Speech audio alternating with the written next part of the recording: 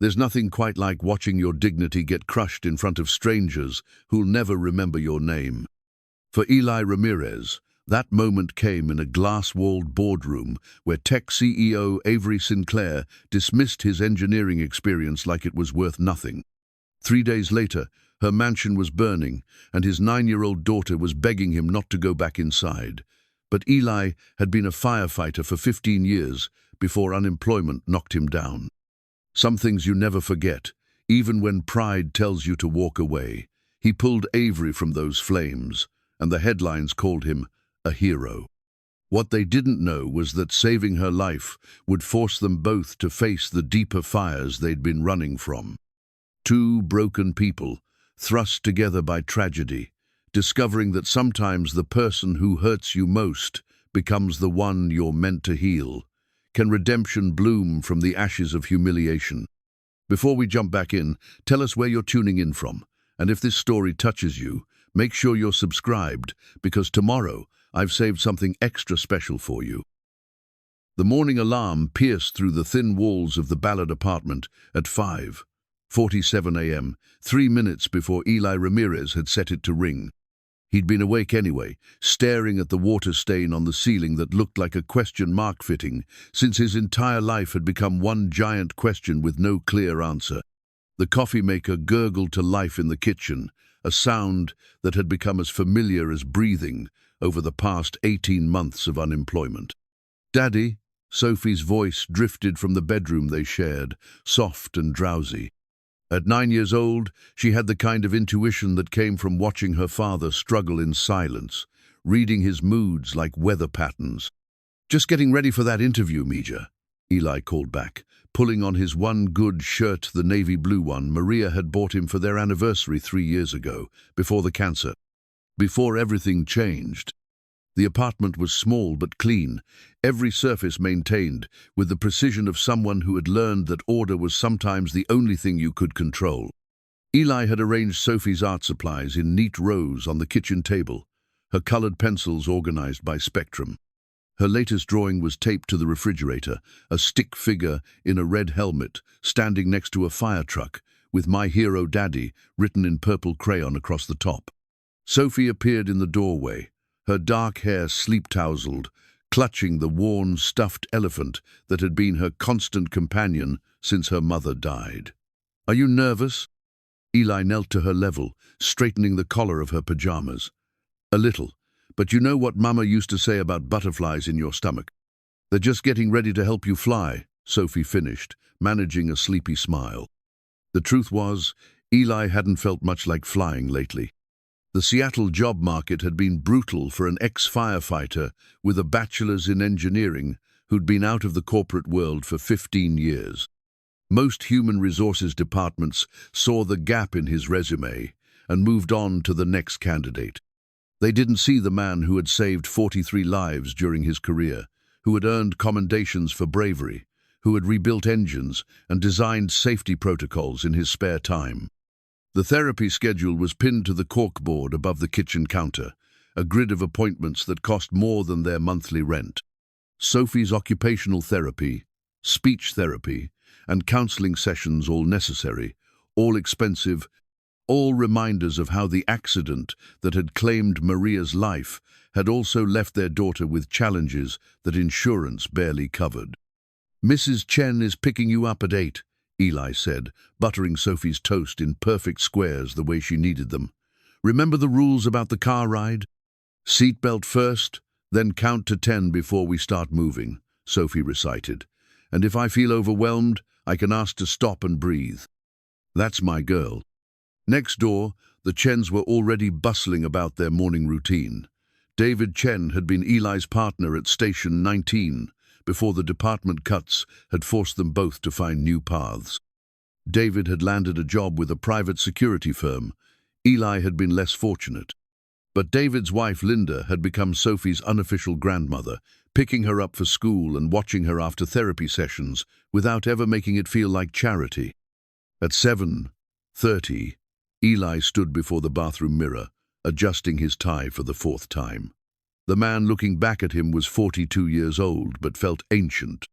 His black hair was threaded with silver now, and lines had etched themselves around his brown ice knot from laughter, but from the weight of carrying too much alone. Still, he was clean-shaven and presentable, his shoulders squared with the posture of someone who had faced down flames and lived to tell about it. The job was at Sinclair Technologies, a company that had made headlines for its innovative approach to urban safety systems. Their fire suppression technology was being implemented in cities across the country, and they needed someone with real-world experience to consult on their latest products. On paper, Eli was perfect for the position.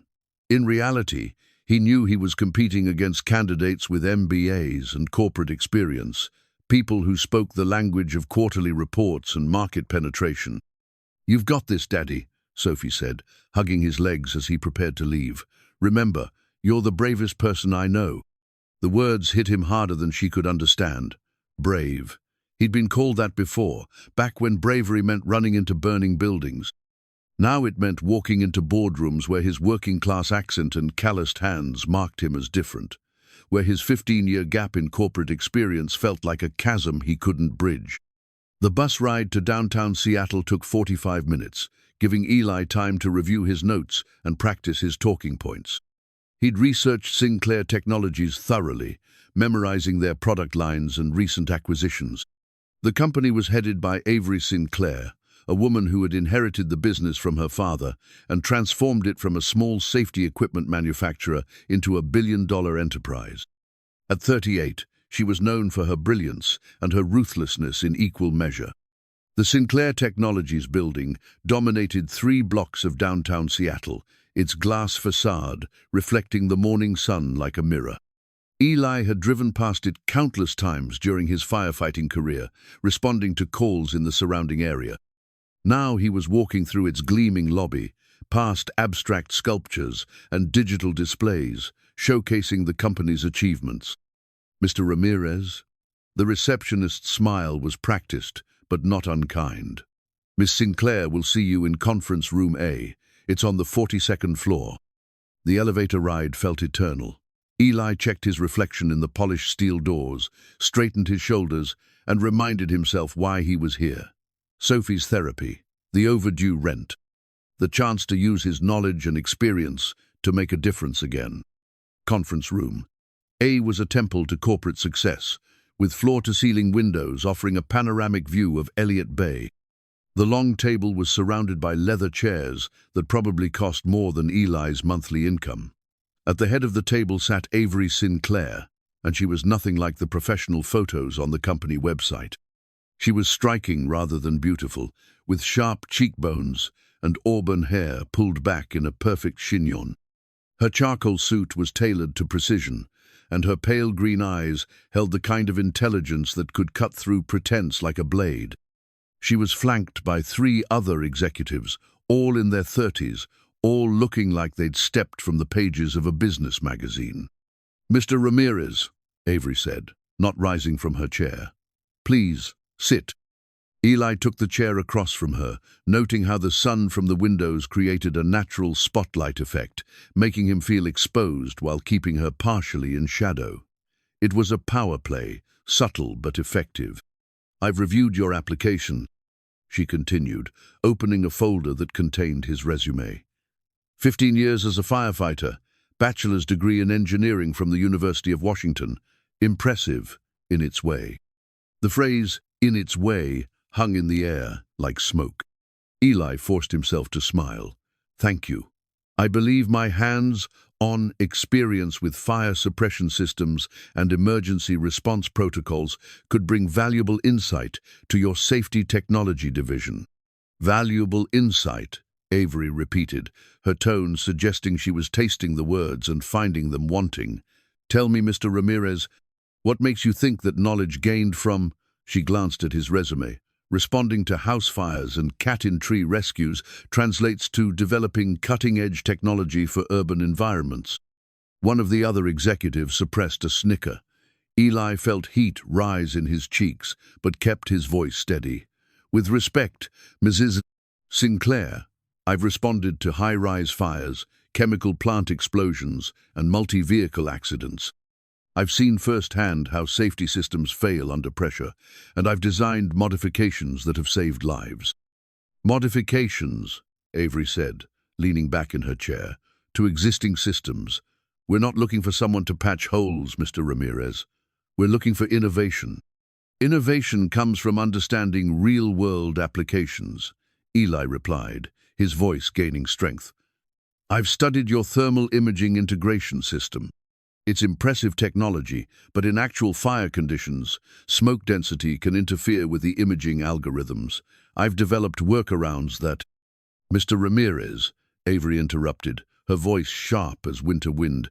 I appreciate your enthusiasm, but we're not running a charity here. This position requires someone who can think beyond the limitations of manual labor and emergency response. Someone who understands the complexities of modern business. The words hit like a physical blow, manual labor, as if saving lives was somehow less valuable than creating PowerPoint presentations. Eli looked around the table, seeing the smug expressions of the other executives, and felt something inside him crack. I understand, he said quietly, standing from his chair. Thank you for your time. As he walked toward the door, Avery's voice followed him. Mr. Ramirez, good luck with your future endeavors. I'm sure you'll find something more suitable to your skill set. The elevator ride down felt like a descent into hell. Eli's hands shook as he pressed the button for the lobby, and he caught his reflection in the steel doors again. The same man who had entered the building an hour ago, but somehow diminished, as if Avery Sinclair's words had actually made him smaller. Outside, Seattle's autumn air felt like a slap after the climate-controlled perfection of the office building. Eli walked 2 blocks before finding a coffee shop where he could sit and process what had just happened. He ordered a black coffee, no fancy additions he couldn't afford, and found a corner table. His phone buzzed with a text from Linda Chen. Sophie did great in therapy today. She drew a picture of you getting the job. How did it go? Eli stared at the message for a long moment before typing back, still waiting to hear. He couldn't bring himself to crush Sophie's hope just yet. There would be time for that conversation later when he got home and had to explain why Daddy wouldn't be starting a new job on Monday.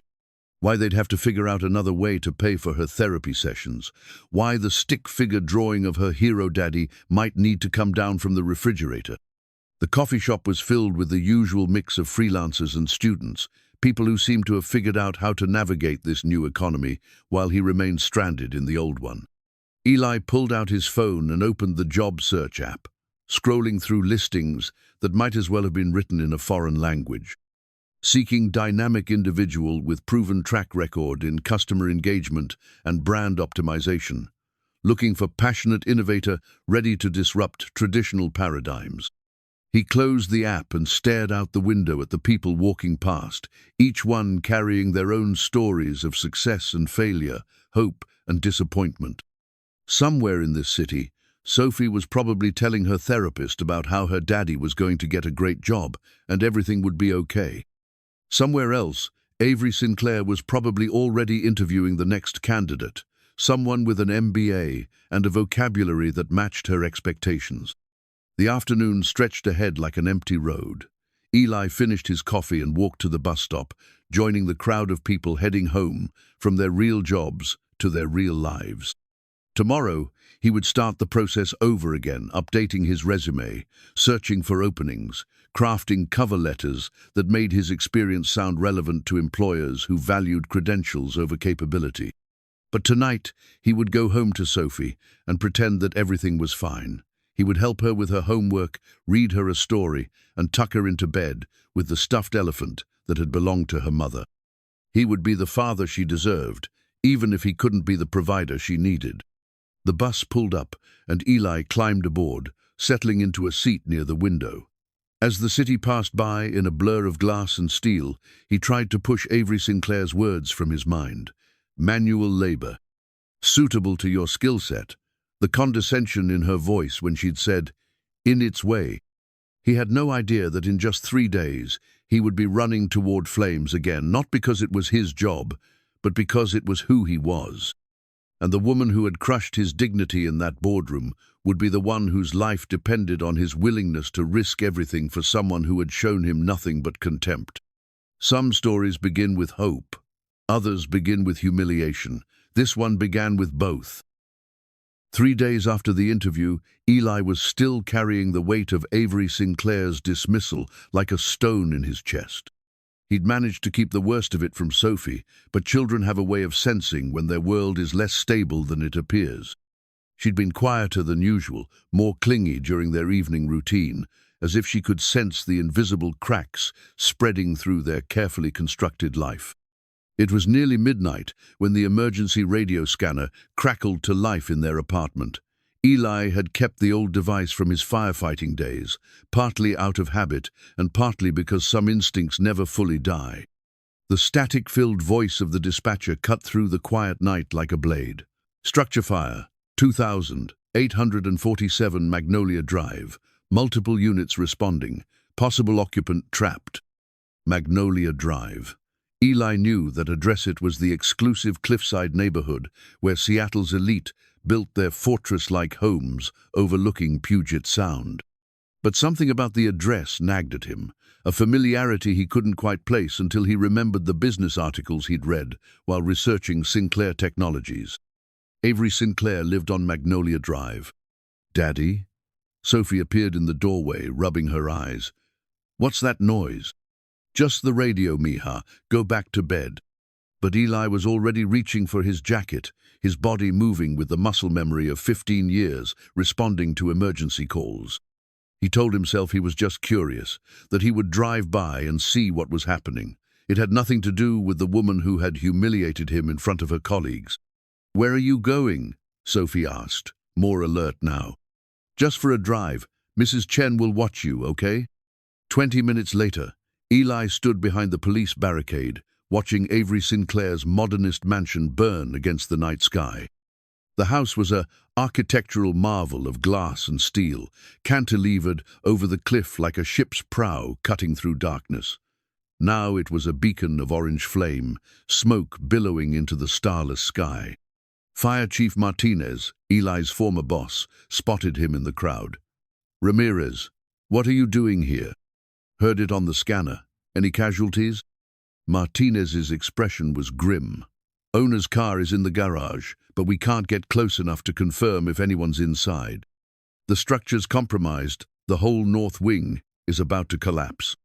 Eli studied the building with the practiced eye of someone who had made these assessments countless times. The fire had started in the lower level and was working its way up, but there was still a narrow window of opportunity. The main staircase would be impassable, but the service stairs on the east side might still be viable. "What about aerial approach?" "Ladder truck can't get close enough because of the cliff. We're treating it as a total loss and focusing on containment."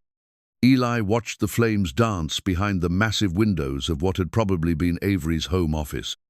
Through the smoke and heat distortion, he caught a glimpse of movement, something pale against the interior darkness. A person. "Martinez, there's someone in there." "Where?" "Second floor, east wing, behind the glass wall." Martinez followed Eli's pointing finger and grabbed his radio. "Torres, do you have visual on the second floor, east wing?" "Negative, Chief. Too much smoke from this angle." But Eli had seen enough. The figure had been brief but unmistakable, someone moving, which meant someone alive and conscious. Trapped but alive. "I'm going in," Eli said, stepping toward the equipment truck. "Like hell you are. You're not even on the department anymore." "That's Avery Sinclair in there." Martinez paused. "The tech CEO? How do you know?" "Because I interviewed with her 3 days ago. She lives here. Her car's in the garage, and I just saw her moving around the second floor." The words hung between them for a moment. Martinez knew Eli better than most knew, that when he said he'd seen someone, he'd seen someone. Knew that Eli had never backed down from a rescue, even when the odds were impossible. "The structure won't hold much longer," Martinez said. "Even if you got in, the floor could collapse before you reached her." Eli was already pulling on borrowed turnout gear, his movements automatic despite the months away from the job. "The service stairs are still intact." I can reach the second floor, grab her, and be out in under 10 minutes. Ramirez. She might be unconscious from smoke inhalation. If she collapses, she won't make it to a window. Martinez looked at the burning house, then at Eli, calculating risks and probabilities the way fire chiefs had to do. Finally, he nodded. 10 minutes, then I'm pulling everyone back. Sophie's sleepy voice echoed in Eli's memory as he approached the building. You're the bravest person I know. He thought about Avery's dismissive tone, her casual cruelty. The way she'd made him feel small and worthless. He thought about walking away, letting someone else handle this. Instead, he stepped through the shattered glass door and into the inferno. The heat hit him like a physical force, even through the protective gear. Smoke filled his mask's viewport, turning the world into a hellscape of orange shadows and dancing demons. The service stairs were intact, but slick with condensation and debris. Eli climbed steadily, counting steps, monitoring his air supply, listening for the telltale sounds of structural failure. The second floor was a maze of contemporary furniture and abstract art, all of it now silhouetted against the glow of approaching flames. Eli moved methodically through the space, calling out despite knowing his voice wouldn't carry over the roar of the fire. He found her in what had been her home office, collapsed near a desk that probably cost more than his annual income. Avery Sinclair lay unconscious, her perfect business attire scorched and torn, her auburn hair singed. She looked smaller than she had in the boardroom, vulnerable in a way that cut through his anger like cold water. Eli checked her pulse weak but steady and lifted her over his shoulder in a fireman's carry.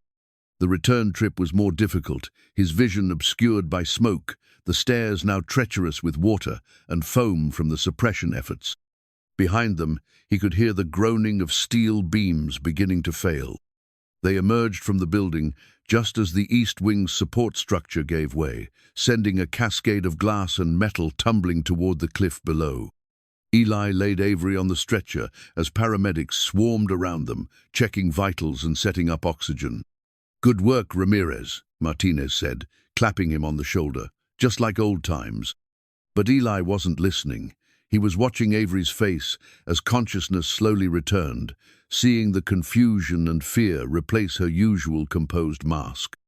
When her eyes finally focused on him, there was a moment of recognition, followed by something he couldn't quite identify: surprise, perhaps, or maybe gratitude. "The interview," she whispered, her voice rough from smoke inhalation. "Don't try to talk," the paramedic said, adjusting her oxygen mask. But Avery's eyes remained locked on Eli's. In them, he saw not the imperious CEO who had dismissed his worth, but simply a woman who had nearly died and was struggling to understand why the man she'd humiliated had risked his life to save her. The media arrived as they were loading Avery into the ambulance.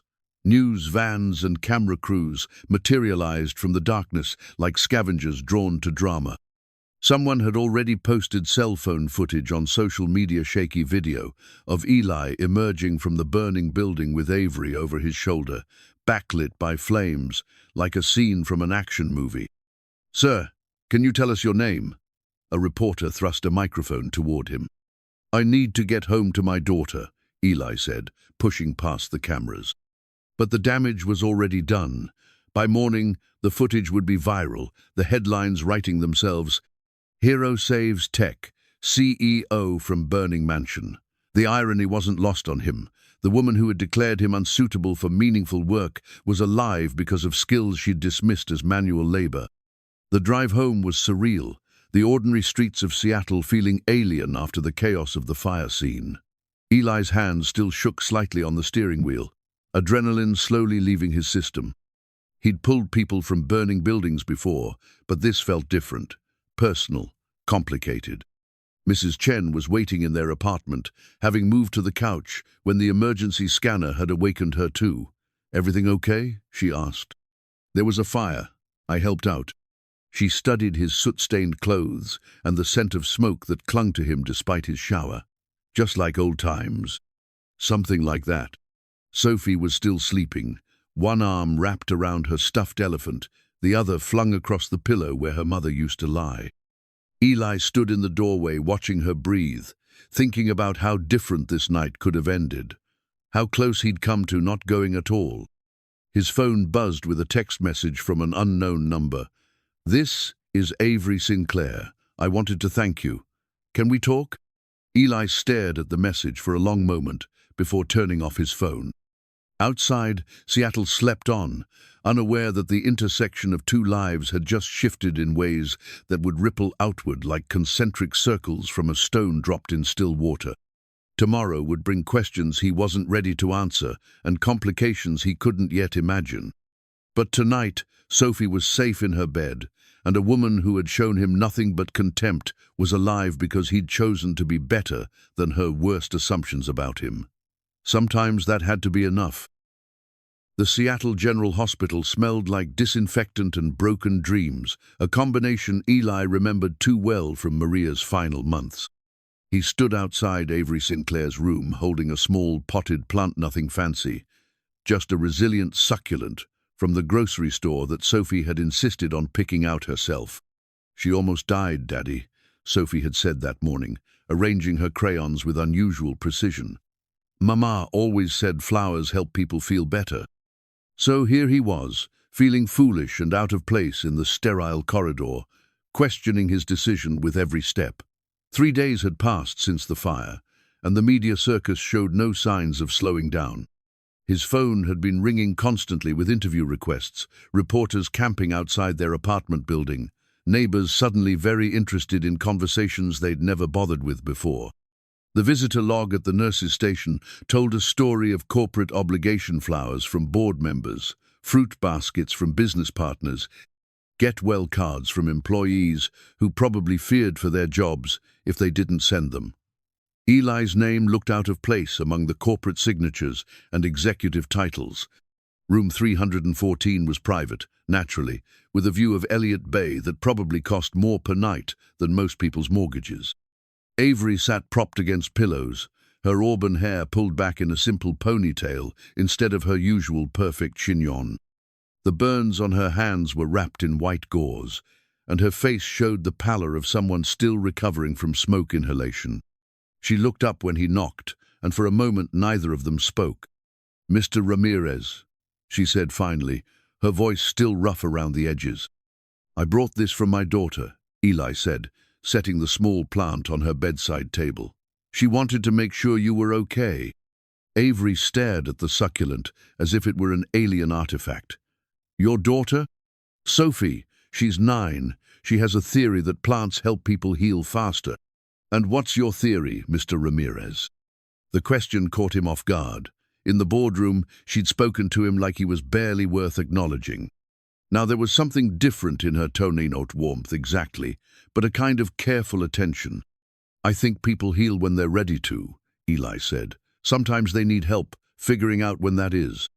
A ghost of a smile crossed her face. "Is that why you're here? To help me figure something out?" "I'm here because my daughter asked me to check on you. And because—" He paused, struggling with words. "Because what happened in that interview doesn't matter when someone's life is on the line."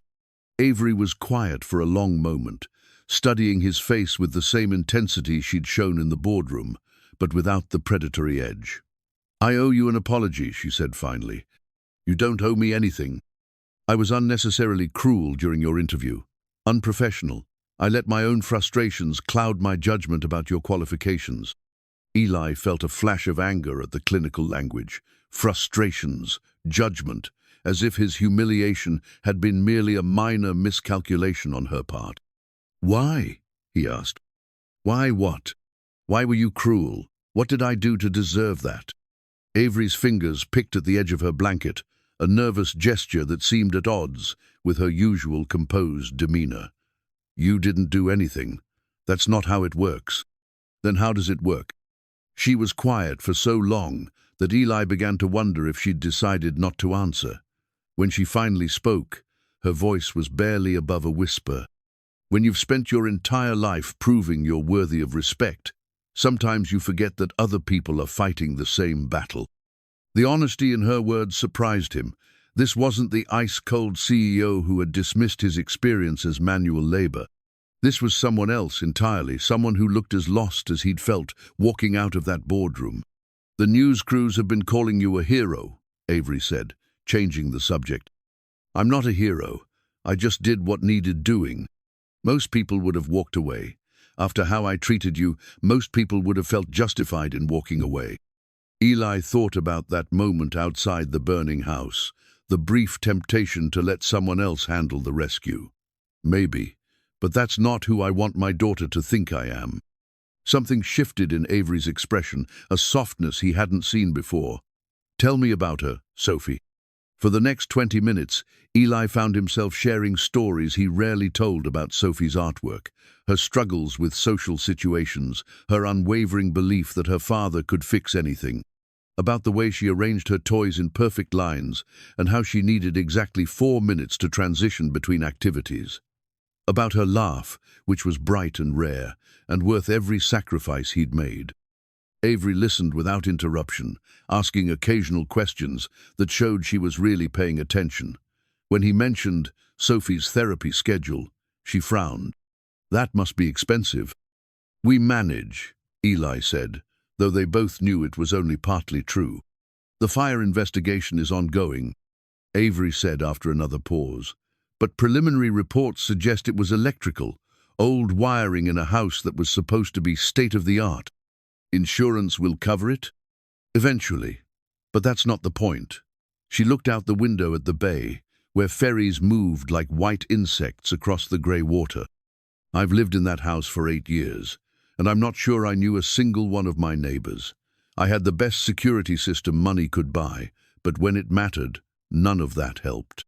What helped was a man I'd treated like garbage, choosing to run toward a burning building instead of away from it." The raw gratitude in her voice made Eli uncomfortable. He'd been raised to help people without expecting recognition, and the media attention felt like wearing clothes that didn't fit. "I should let you rest," he said, standing. "Will you come back?" The question came out quickly, as if she'd surprised herself by asking. "If you want me to." "I do." Walking back through the hospital corridors, Eli tried to process what had just happened. The woman in that room bore little resemblance to the one who had humiliated him 3 days ago. Which one was real?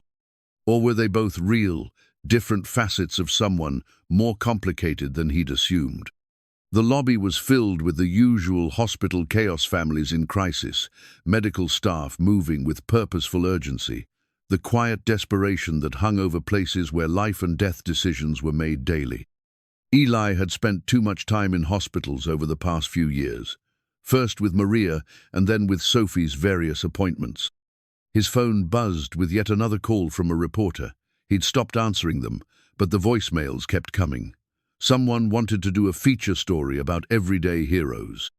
Someone else was producing a segment about unlikely rescues. They all wanted to fit his story into neat categories: working-class man saves wealthy CEO, former firefighter, can't resist the call to duty. None of them understood the complexity of standing in that hospital room, talking to a woman who had shown him cruelty and gratitude in equal measure. None of them would understand the guilt he felt about wanting to walk away, or the confusion he felt about her apology. The bus ride home gave him time to think, watching Seattle pass by in a blur of familiar landmarks. The Space Needle pointing toward grey clouds, Pike Place Market bustling with tourists and locals, the waterfront where he and Maria used to walk on Sunday afternoons when Sophie was small enough to carry on his shoulders. Mrs. Chen was waiting in their apartment with Sophie, helping her with homework at the kitchen table. They looked up when he entered, and Sophie immediately abandoned her math worksheet. "How is she?" Sophie asked, wrapping herself around his waist. "She's getting better. She wanted me to thank you for the plant." "Did she like it?" "She did. I think it made her feel less alone." That night, after Sophie was asleep, Eli sat at his laptop, scrolling through job listings with decreasing enthusiasm. The viral video of his rescue had generated hundreds of messages, some offering work, others just wanting to share their own stories of loss and heroism. Most of the job offers were clearly capitalizing on his moment of fame, temporary positions that would disappear as soon as the news cycle moved on. But buried among them was an email that made him pause. The sender was listed as A. Sinclair at sinclairtech.com. Mail to A. Sinclair at sinclairtech.com. Sent just 2 hours ago. Mr. Ramirez, it read. I've been thinking about our conversation today and about the work we discussed during your interview. I may have been too hasty in my initial assessment. If you're interested, I'd like to discuss a consulting position that might make better use of your expertise. The pay would be substantial and the schedule flexible enough to accommodate your daughter's needs. Please consider it. A.S. Eli read the message 3 times, looking for hidden meanings or conditions. Was this genuine, or was it guilt-motivated charity? Did it matter? Sophie's therapy schedule stared at him from the refrigerator, a grid of appointments they could barely afford. Tomorrow there would be more bills, more job rejections, more nights of wondering how long they could keep their heads above water. He thought about Avery's words. When you've spent your entire life proving you're worthy of respect, sometimes you forget that other people are fighting the same battle. Maybe they were both fighting battles the other couldn't see. Maybe this offer was a chance for both of them to prove something to her, to him, to the world that had tried to reduce them to simple categories. Eli closed his laptop and walked to Sophie's room, standing in the doorway watching her sleep. Her drawing of the hero daddy was still taped to the wall above her bed, the red helmet bright against the white paper. Tomorrow, he would call Avery Sinclair and find out what she really wanted from him. Tonight, he would try to believe that sometimes second chances came from the most unexpected places. The consulting contract arrived via courier the next morning, bound in expensive leather that probably cost more than Eli's monthly grocery budget. Sophie watched from the kitchen table as he spread the documents across their small dining area, her cereal growing soggy while she studied his face for clues about their future. "Is it good news, Daddy?" Eli scanned the terms, trying to hide his surprise at the numbers. 6 months of consulting work at a rate that would not only cover Sophie's therapy, but actually allow them to save money for the first time in 2 years. The scope of work was deliberately vague consultation on safety technology, development and implementation, but the compensation was crystal clear. "It might be, Mija. We'll see." The truth was more complicated. Accepting this offer meant working for the woman who had publicly humiliated him, entering a world where he'd always be the outsider who got lucky. But it also meant Sophie could continue her therapy. They could move to a larger apartment, maybe even start thinking about her college fund again. "Are you going to work with the lady you saved?"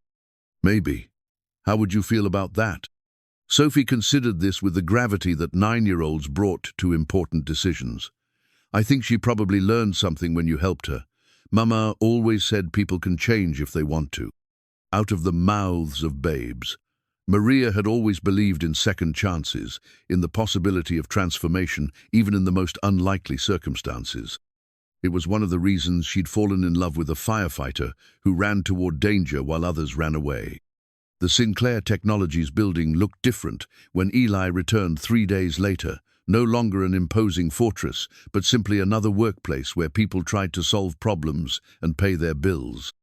The security guard remembered him from the news coverage and waved him through with something approaching respect. Avery's office occupied a corner of the 45th floor, its floor-to-ceiling windows offering a panoramic view of the city. She sat behind a glass desk that was meticulously organized, every document aligned with military precision. The burns on her hands were healing but still visible, a reminder of how close she'd come to losing everything. "Mr. Ramirez, thank you for coming." She gestured to the sitting area near the windows, a more informal space with leather chairs and a coffee table that looked like it belonged in an art gallery. This was different from their last meeting, no power games, no positioning for psychological advantage. "I've reviewed the contract," Eli said, settling into one of the chairs. "The terms are generous. They're fair compensation for expertise we need." Avery poured coffee from a service that probably cost more than his monthly rent. "I want to be clear about something from the start. This isn't charity. I'm not offering you this position because you saved my life." "Then why are you offering it?" "Because I was wrong about you. Your insights about our thermal imaging system were accurate. We've had field reports of exactly the problems you identified. Your solutions were practical and implementable. She paused, looking out at the city below. I let my assumptions about your background cloud, my judgment about your capabilities. Eli sipped his coffee, noting its perfect temperature and rich flavor. Everything in Avery's world was calibrated for excellence, from the expensive chairs to the precisely timed meetings. What exactly would I be doing? Our firefighter safety division has been underperforming. We design equipment for emergency responders, but most of our team has never actually used the gear in real situations. They understand the technology, but not the human factor. Show equipment behaves under stress, what modifications work in actual emergencies. She pulled out a tablet and showed him technical diagrams of breathing apparatus, communication devices, and thermal protection gear. We need someone who can bridge that gap. Someone who understands both the engineering principles and the practical realities. The designs were impressive, but clearly created by people who had never crawled through smoke-filled buildings or worked in extreme temperatures. Eli could see a dozen ways to improve them, modifications that would make the difference between equipment that looked good on paper and equipment that saved lives. The division is scheduled for review in 6 months. Avery continued. If we can't demonstrate significant improvement in field performance and user satisfaction, the board wants to shut it down and focus on more profitable sectors. And you don't want that to happen. Something flickered across her face, frustration perhaps, or disappointment. This company was built on safety innovation. My father started it because he believed technology could protect people, not just generate profits. That firefighter division represents something important. Something the board doesn't value? Something they don't understand the value of? Yet. Eli studied the diagrams more carefully, his mind already working through potential improvements. What kind of access would I have? To the design team, the manufacturing process, field testing? Complete access. Your recommendations would carry significant weight in the development process. Avery leaned forward slightly, and he caught a glimpse of something that might have been vulnerability. I'm not going to pretend this will be easy. Some people on the team might resist input from someone without traditional corporate credentials. You mean they might treat me the way you did in that interview? The words hung between them for a moment. Avery didn't flinch from the directness of his question. Yes, they might. And if they do, I'll address it immediately. What happened in that boardroom was unacceptable, and it won't happen again under my watch. There was steel in her voice now, the authority of someone accustomed to being obeyed. But there was also something else, genuine regret, maybe even shame. I need to ask you something, Eli said. In that interview, you said I should find something more suitable to my skill set. What did you mean by that? Avery was quiet for a long moment, her fingers tracing the rim of her coffee cup. I meant that I was threatened by you. Threatened? By me? By what you represented. Someone who had actually done the work our equipment is designed to support. Someone who could expose the gaps between our assumptions and reality. She looked directly at him now. I spent 10 years proving I could run this company as well as any man, that my ideas were as valuable as anyone's, with an MBA. When you walked into that room with your real-world experience and your practical insights, I felt like you were challenging everything I'd worked to establish. So you decided to tear me down before I could challenge you? Yes, and I was wrong. Your experience doesn't diminish my expertise, it could enhance it if I'm smart enough to listen. The honesty in her admission was unsettling. Eli had expected corporate speak, carefully crafted apologies designed to smooth over past conflicts. Instead, he was getting something rawer, more personal. What about your team? Will they be as willing to listen? Some will. Others might need more convincing. Avery smiled for the first time since he'd entered the office, and it transformed her face entirely. But that's why we're structuring this as a consulting arrangement rather than permanent employment. You'll have the authority to make recommendations without getting tangled up in office politics. They spent the next hour going through the specifications schedule, would be flexible enough to accommodate Sophie's needs. His office would be located with the safety division team, and his first priority would be conducting field assessments of current equipment performance. "There's one more thing," Avery said as they prepared to conclude the meeting. "The media attention from the rescue is still significant. There may be photographers outside the building, reporters wanting to interview the hero consultant. How do you want to handle that?" Eli thought about the circus that had surrounded their apartment building, the way strangers felt entitled to comment on his choices and motivations. "I just want to do good work. The rest of it is noise." "Agreed. We'll have security escort you to the parking garage if needed." As they shook hands carefully, given her healing burns, Eli felt the weight of a decision that would change everything. Working here meant entering Avery's world, with all its complexities and contradictions. It meant trusting someone who had hurt him, betting that her apology was genuine and her commitment to change was real. "Mr. Ramirez," Avery called as he reached the door. "Thank you for the second chance.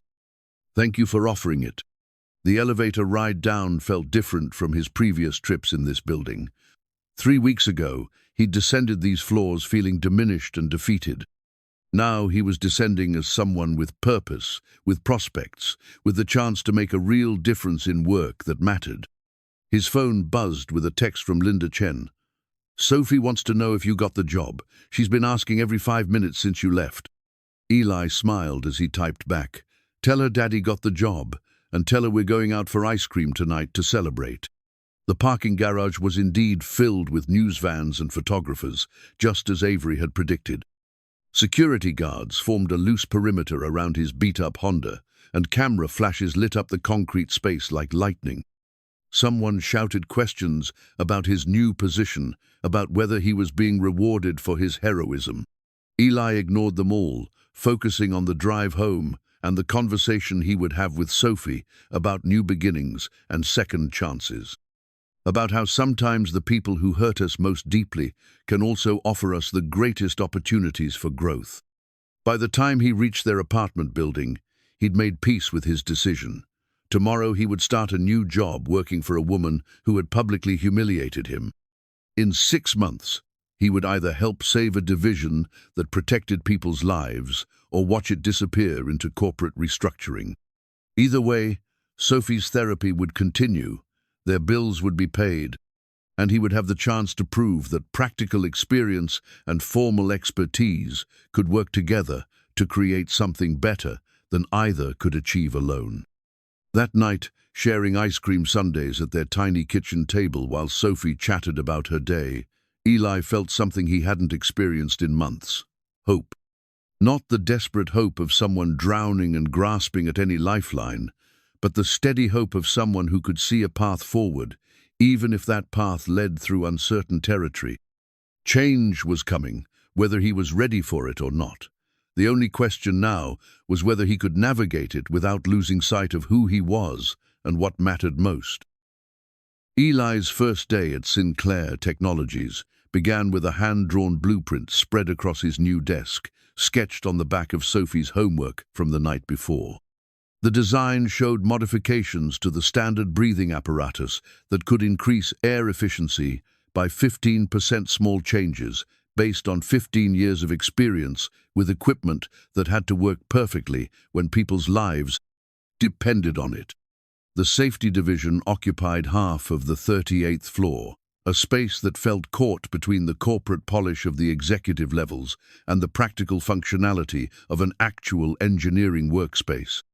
Workbenches lined the walls, scattered with prototypes and testing equipment, while rows of cubicles housed the design team responsible for creating gear that emergency responders used in the field.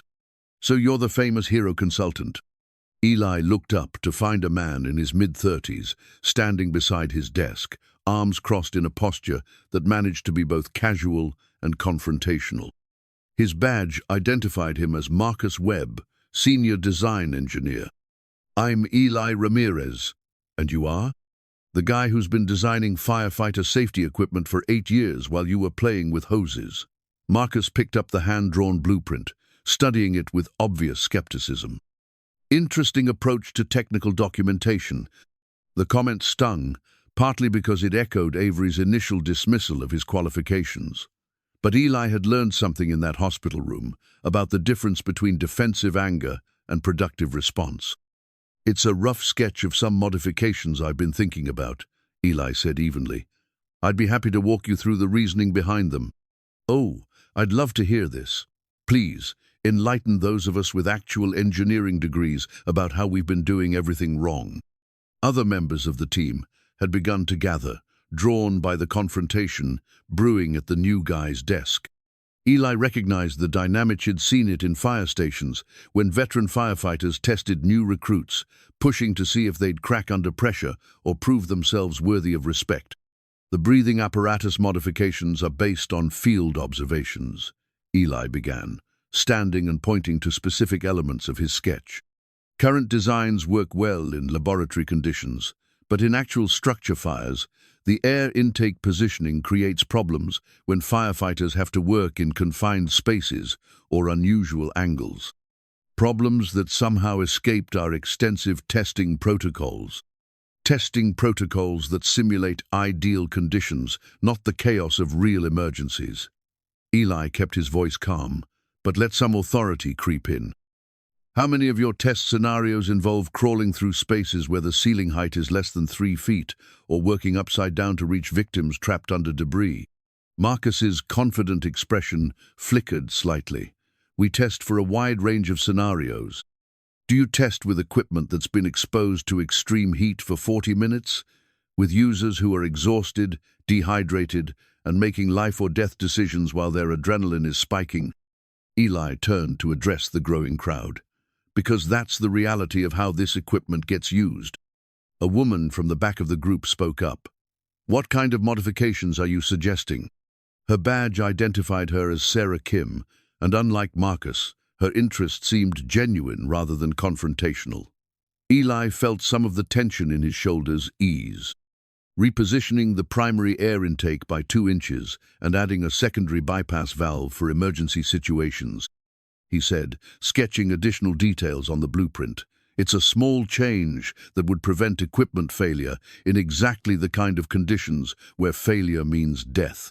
Sarah nodded, studying the modifications with the intensity of someone who understood both the technical aspects and their practical implications.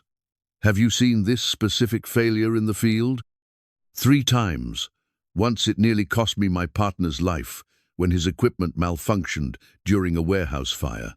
Eli's voice carried the weight of memory. "We lost precious minutes getting him to safety when seconds counted." The room had grown quiet, the initial skepticism replaced by something closer to attention. These were people who designed equipment to save lives, and the reminder of what happened when that equipment failed hit home. Marcus, however, wasn't ready to concede ground. "Even if your observations are valid, implementing changes like this would require months of testing, regulatory approval, manufacturing retooling. We can't just redesign products based on anecdotal evidence." "I'm not suggesting we bypass proper testing," Eli replied. "I'm suggesting we test the right things. Your current protocols are excellent for verifying that equipment meets specifications. But are those specifications based on real-world usage patterns?" Before Marcus could respond, a familiar voice cut through the discussion. "How's the integration going?" Avery Sinclair stood at the edge of the group, having approached so quietly that no one had noticed her arrival. She was dressed in a charcoal suit that probably cost more than most people's cars, but her focus was entirely on the blueprint spread across Eli's desk. "Mrs. Sinclair?" Marcus said, his confrontational tone immediately shifting to something more respectful. "We were just discussing Mr. Ramirez's suggestions for product modifications. And what's your assessment of those suggestions?"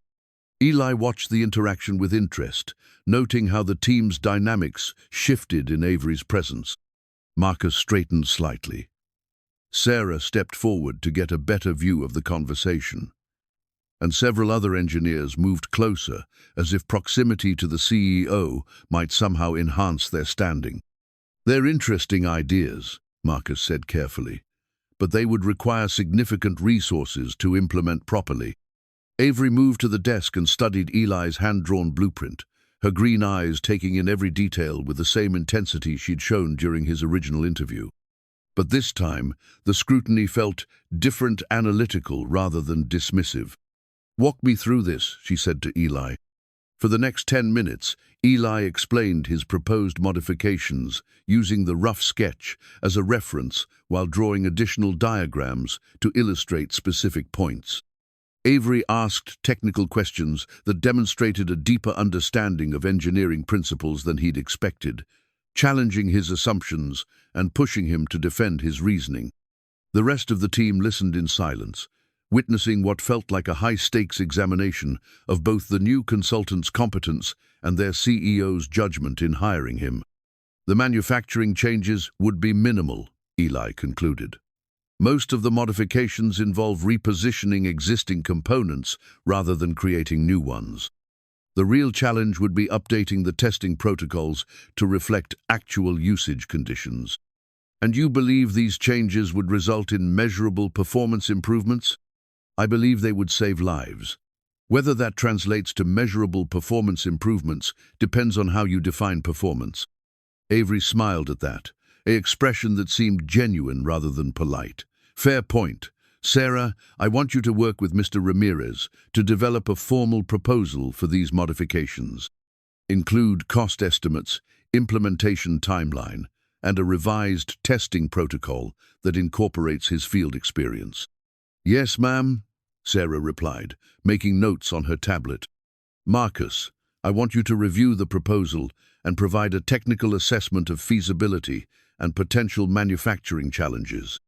Marcus nodded, though his expression suggested he wasn't entirely pleased with the assignment.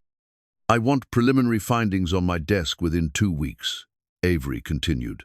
This is exactly the kind of practical innovation we need to keep this division relevant.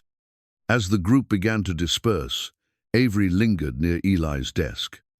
How was your first morning, aside from the welcoming committee? About what I expected. Change is always difficult, especially when it comes from outside the system. Marcus is a good engineer, but he's been here long enough to become protective of existing processes. Don't take his resistance personally. I didn't. I've dealt with skeptical colleagues before. Avery picked up his hand-drawn blueprint, examining it more closely. You drew this at home? Last night. Sophie was doing homework at the kitchen table, and I started thinking about ways to improve the air intake design. She let me use the back of her math worksheet. Your daughter is involved in your work process? The question caught Eli off guard. He'd mentioned Sophie during their hospital conversation, but this felt like a different kind of inquiry, personal rather than professional. She's involved in everything I do. Single parenting doesn't allow for much separation between work and family. That must be challenging. It's worth it. Eli met her gaze directly. She's the reason I'm here, the reason any of this matters. Something shifted in Avery's expression, a flicker of emotion he couldn't quite identify. I'd like to meet her sometime, if that would be appropriate. The request surprised him. In his experience, corporate executives didn't express interest in employees' children unless it was part of some calculated public relations effort. But Avery's tone suggested genuine curiosity rather than professional obligation. She'd like that. She's been asking about the lady I saved, wondering if you're feeling better. Tell her I'm feeling much better, thanks to her father. After Avery left, Eli spent the rest of the morning reviewing technical specifications and familiarizing himself with the division's current product line. The equipment was well designed and technologically advanced, but he could see Marcus's influence in the emphasis on engineering elegance over practical functionality. Sarah stopped by his desk around lunchtime, carrying a sandwich and a coffee that she set down beside his laptop. Peace offering, she said. Marcus isn't usually that confrontational. He's been under pressure lately. The division's performance reviews haven't been great, and he's worried about job security. I understand. Change threatens people's sense of stability. Still, he was out of line. Your modifications make sense from a field perspective. Sarah pulled up a chair, settling in for a longer conversation. Can I ask you something? What made you decide to take this job? After what happened in your interview, I mean. Eli considered how much to share. The full story involved Sophie's therapy costs and his desperation for stable income, details that felt too personal for a workplace conversation. "Everyone deserves a second chance," he said finally. "Sometimes the people who hurt us most are the ones who need our help the most." That's very generous. I'm not sure I'd be that forgiving. Forgiveness isn't about the other person. It's about not letting their mistakes define your choices. Sarah nodded thoughtfully. Miss Sinclair seems different since the fire. More, approachable, I guess. She's always been brilliant, but there was a distance before. Like she was afraid to show any vulnerability. Maybe nearly dying changes your perspective on what's important. Maybe. Or maybe having someone risk their life for you teaches you something about the value of human connection. They spent the lunch hour discussing technical aspects of the safety equipment, with Sarah providing insight into the division's history and culture, while Eli shared stories from his firefighting career that illustrated the real-world applications of their designs. By the end of the day, Eli felt cautiously optimistic about his new role. The work was challenging and meaningful, the potential for positive impact was significant, and despite Marcus's initial hostility, most of the team seemed genuinely interested in learning from his experience. The drive home took him through neighborhoods that represented different versions of the American dream, from the gleaming downtown towers where ambition was currency, to the working-class areas where people measured success in smaller increments. Sophie's school was located in a transitional zone between the two worlds, serving families who were climbing towards something better. She was waiting in the after-school program when he arrived, bent over a drawing that showed remarkable detail for a 9-year-old. The picture depicted a tall building with lots of windows and tiny figures moving around inside what appeared to be an office setting. "That's beautiful, Mija. What is it?" "It's where you work now. Mrs. Chen said you have an office in a really tall building, so I wanted to draw it for you." Eli studied the drawing more carefully, noting the care she'd taken with architectural details and the way she'd positioned the tiny figures to suggest purposeful activity rather than random movement. "It's perfect. I'll hang it in my office tomorrow." "Really, won't that be embarrassing?" "Why would it be embarrassing?" "Because it's just a kid's drawing, and you work with important people now." The comment hit him like a physical blow.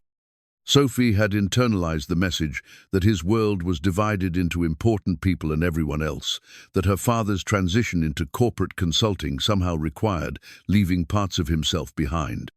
"Sophie, look at me." He knelt to her level, taking her small hands in his larger ones. "You are the most important person in my world. Your drawings, your ideas, your questions, they matter more than anything else I do. Never forget that." She nodded solemnly, but he could see the uncertainty in her eyes. The transition to his new job was changing more than just their financial situation. It was shifting the balance of their carefully constructed life together. That evening, while Sophie worked on homework at the kitchen table, Eli reviewed the technical documents Sarah had given him and began sketching more detailed versions of his equipment modifications. The hand-drawn blueprint had served its purpose as a conversation starter, but formal proposals would require precision and professional presentation. As he worked, he found himself thinking about Avery's request to meet Sophie, trying to understand the motivation behind it. Was it genuine interest in his family, or corporate courtesy designed to strengthen their working relationship? Did it matter, as long as Sophie benefited from the interaction? His phone buzzed with a text message from an unknown number. "This is Sarah from work. I forgot to mention there's a team happy hour Friday at Murphy's Pub if you'd like to join. No pressure, but it might help with the integration process." Eli stared at the message, weighing the benefits of workplace socialization against the complexity of arranging childcare and the discomfort of being the outsider trying to fit in. He was still debating his response when Sophie looked up from her homework. "Daddy, are you going to be different now that you have a fancy job?" "What do you mean, different?" "Will you still make pancakes on Saturday mornings? Will you still read me stories before bed?" The questions revealed the heart of her anxiety about his new position. Change had brought loss before in her young life, first her mother's illness and death, then his unemployment and their financial struggles. Now, just as stability seemed within reach, she was worried about losing the constancy of their relationship. "I will always make you pancakes on Saturday mornings," Eli said, setting aside his work and moving to sit beside her. "I will always read you stories before bed. Nothing about my job will change the important things." "Promise?" "I promise." But even as he made the commitment, Eli wondered if it was one he could keep. Corporate consulting required travel, evening meetings, weekend work sessions. The financial security was desperately needed, but it came with obligations that might strain the careful balance they'd maintained. Change was coming, whether they were ready for it or not. The only question was whether they could navigate it together, holding on to what mattered most while adapting to new realities that neither of them fully understood.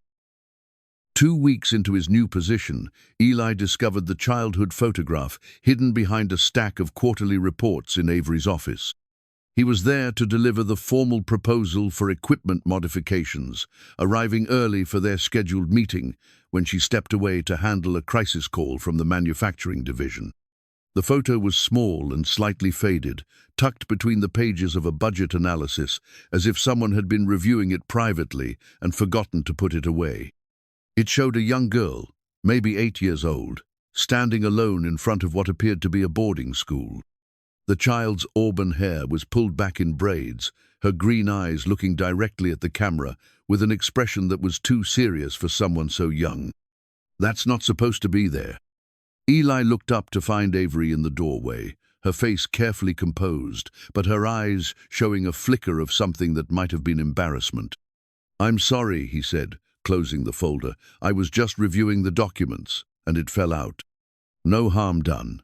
Avery moved to her desk and slipped the photo into a drawer with practiced efficiency. "Just an old picture I keep for sentimental reasons." She settled into her chair and gestured for him to sit, but the moment had shifted something between them.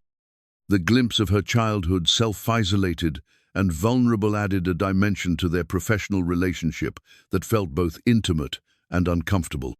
"The proposal looks comprehensive," Avery said, opening his formal documentation. "Sarah's technical assessment supports your field observations, and even Marcus has grudgingly admitted the modifications would address real performance gaps." "That's progress. I wasn't sure he'd come around." "Marcus is protective of his work, but he's not stupid. When presented with solid evidence, he can admit when he's wrong." Avery turned to a page filled with cost projections and implementation timelines. "The manufacturing changes are more extensive than I initially expected, but still manageable within existing production capabilities," Eli pointed out. "We're not talking about completely redesigning the equipment, just optimizing it for actual usage conditions. The board will want to see projected ROI on the development investment. How do you measure return on investment for equipment that saves lives?" The question seemed to catch her off guard. "You measure it in market penetration, customer satisfaction scores, reduced warranty claims, competitive advantage. And if the equipment prevents one firefighter from dying in the line of duty, how do you quantify that?" Avery was quiet for a moment, her fingers tracing the edge of the cost analysis. "You don't, but unfortunately, that's not how corporate budgets work." "Maybe that's the problem."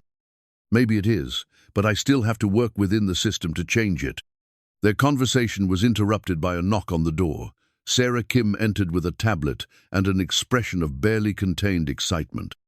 "I'm sorry to interrupt, but I thought you'd want to see this immediately."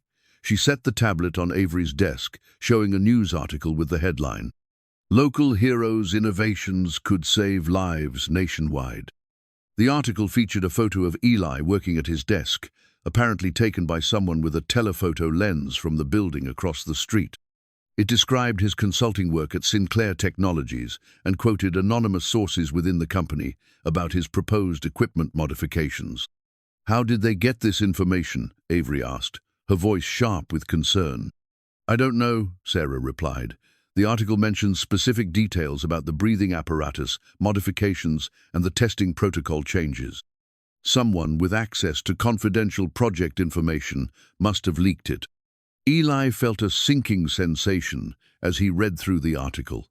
The reporter had sensationalized his background, describing him as a working-class hero taking on corporate indifference, and suggesting that his innovations were being resisted by ivory tower engineers who've never faced real danger. "This makes it sound like there's conflict within the team," he said. "Like I'm some kind of crusader fighting against internal opposition." "Is there truth to that characterization?" Avery asked. There was initial skepticism, but nothing like what this article suggests. "Marcus and I have been working together productively." "The timing is problematic," Sarah added. "The board review of the safety division is next month. This kind of media attention could influence their decision-making process." Avery closed the tablet and leaned back in her chair, her expression thoughtful. "Media attention isn't necessarily negative. If the story positions us as a company that values practical innovation and real-world expertise, it could actually help our case. But if it creates the impression that we're divided internally, or that implementing these changes required outside pressure, it could undermine confidence in our leadership," Eli pointed out. "True, we need to control the narrative." Avery turned to Sarah. "Set up a meeting with the communications team. I want a response strategy that emphasizes our commitment to continuous improvement and collaborative innovation." After Sarah left, Avery and Eli sat in uncomfortable silence for several minutes. The article had changed the dynamics of their working relationship, transforming private collaboration into public scrutiny. "I need to ask you something," Avery said finally, "and I need you to be completely honest with me." "Okay. Did you or anyone in your family provide information for this article?" The question stung, partly because it revealed her lingering doubts about his motivations, and partly because it forced him to confront his own feelings about the media attention surrounding his new position. "No. I've been avoiding reporters since the rescue. The last thing I want is more publicity." "Then how did they get specific details about proprietary modifications?" "Someone on the team must have talked to them, but I don't know who or why." Avery nodded, seeming to accept his answer. "This kind of leak suggests someone wants to create controversy around your role here. Any idea who might have that motivation?" Eli thought about Marcus's initial hostility, the skeptical looks from some team members, the comments about his lack of traditional credentials. But accusing colleagues without evidence felt both unprofessional and dangerous. "There are people who weren't thrilled about my hiring," he said carefully, "but that doesn't mean they'd sabotage the project. Maybe not intentionally, but corporate environments can bring out competitive instincts that lead to poor judgment." The conversation was interrupted by Eli's phone, buzzing with a text message from Linda Chen. "Sophie's school called. She's in the nurse's office, asking for you. Not sure what's wrong." "I need to go," Eli said, standing immediately. "Sophie's school, there's some kind of problem." "Of course. Take care of your daughter. We can finish this discussion later." The drive to Sophie's school took 20 minutes that felt like hours. Eli's mind raced through possibilities: injury, illness, another child being cruel about their circumstances. Sophie had been more anxious lately, asking repeated questions about whether his new job would change their life together. He found her in the nurse's office, sitting on a cot with her stuffed elephant clutched tightly in her arms. Her face was flushed, and she'd been crying, but she didn't appear to be physically hurt. "Daddy!" She launched herself into his arms, clinging with the desperate intensity of someone who had been genuinely scared. "What happened, Miha? Are you hurt?" "Some kids at lunch were talking about the news story," Sophie said, her voice muffled against his shoulder. "They said you were famous and that we must be rich now, and when I said we weren't rich, they said I was lying." The school nurse, a kind woman named Mrs. Patterson, who had dealt with Sophie's occasional anxiety episodes before, provided context. "She became very upset during lunch and asked to call you. I thought it was best to have her wait in here until you could arrive." Eli carried Sophie to his car, buckling her seatbelt and waiting for her breathing to return to normal before attempting conversation. The anxiety attacks had become less frequent over the past year, but stress could still trigger them. "Tell me what the kids said," he prompted gently. "They said they saw your picture in the newspaper and that you work for a really important company now. When I told them we still live in the same apartment and I still go to the same therapy, they said I was making it up." Sophie wiped her nose with her sleeve. "Then Madison said maybe you don't love me enough to spend money on me, and I got really scared that she was right." The cruelty of children could be breathtaking sometimes. 9-year-olds didn't yet understand the complexities of financial responsibility or the difference between having a good job and being wealthy. They only understood that attention meant importance, and importance meant resources. "Sophie, look at me." Eli turned in his seat to face her directly. "I love you more than anything in the world. Every choice I make is about giving you the best life I can. The new job means we can pay for your therapy and maybe move to a bigger apartment, but it doesn't change what matters most." "But what if the kids are right? What if having more money makes you different?" The question revealed the heart of her anxiety. Change had brought loss before in her young life, first her mother's death, then the financial struggles that followed. Now she was grappling with the possibility that positive change might also carry hidden costs. "Remember what Mama used to say about people who had a lot of money?" Eli asked. Sophie thought for a moment. "She said money makes people more of what they already are. If they're kind, it helps them be kinder. If they're mean, it makes them meaner." "That's right. And what kind of person am I?" "You're the kindest person I know." "Then what do you think having more money will do to me?" Sophie's face brightened slightly as she worked through the logic. "It will help you be even kinder?" "Exactly. It means I can take better care of you, help other people more, maybe even help the lady I saved figure out how to be kinder too."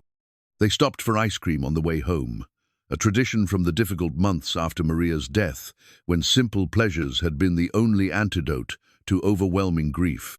Sophie chose mint chocolate chip, her favorite, and shared her thoughts about the newspaper article and her classmates' reactions. "Mrs. Patterson said famous people have to deal with people saying things about them that aren't true," Sophie said, swinging her legs from the tall booth seat. "Is that what's happening to you?"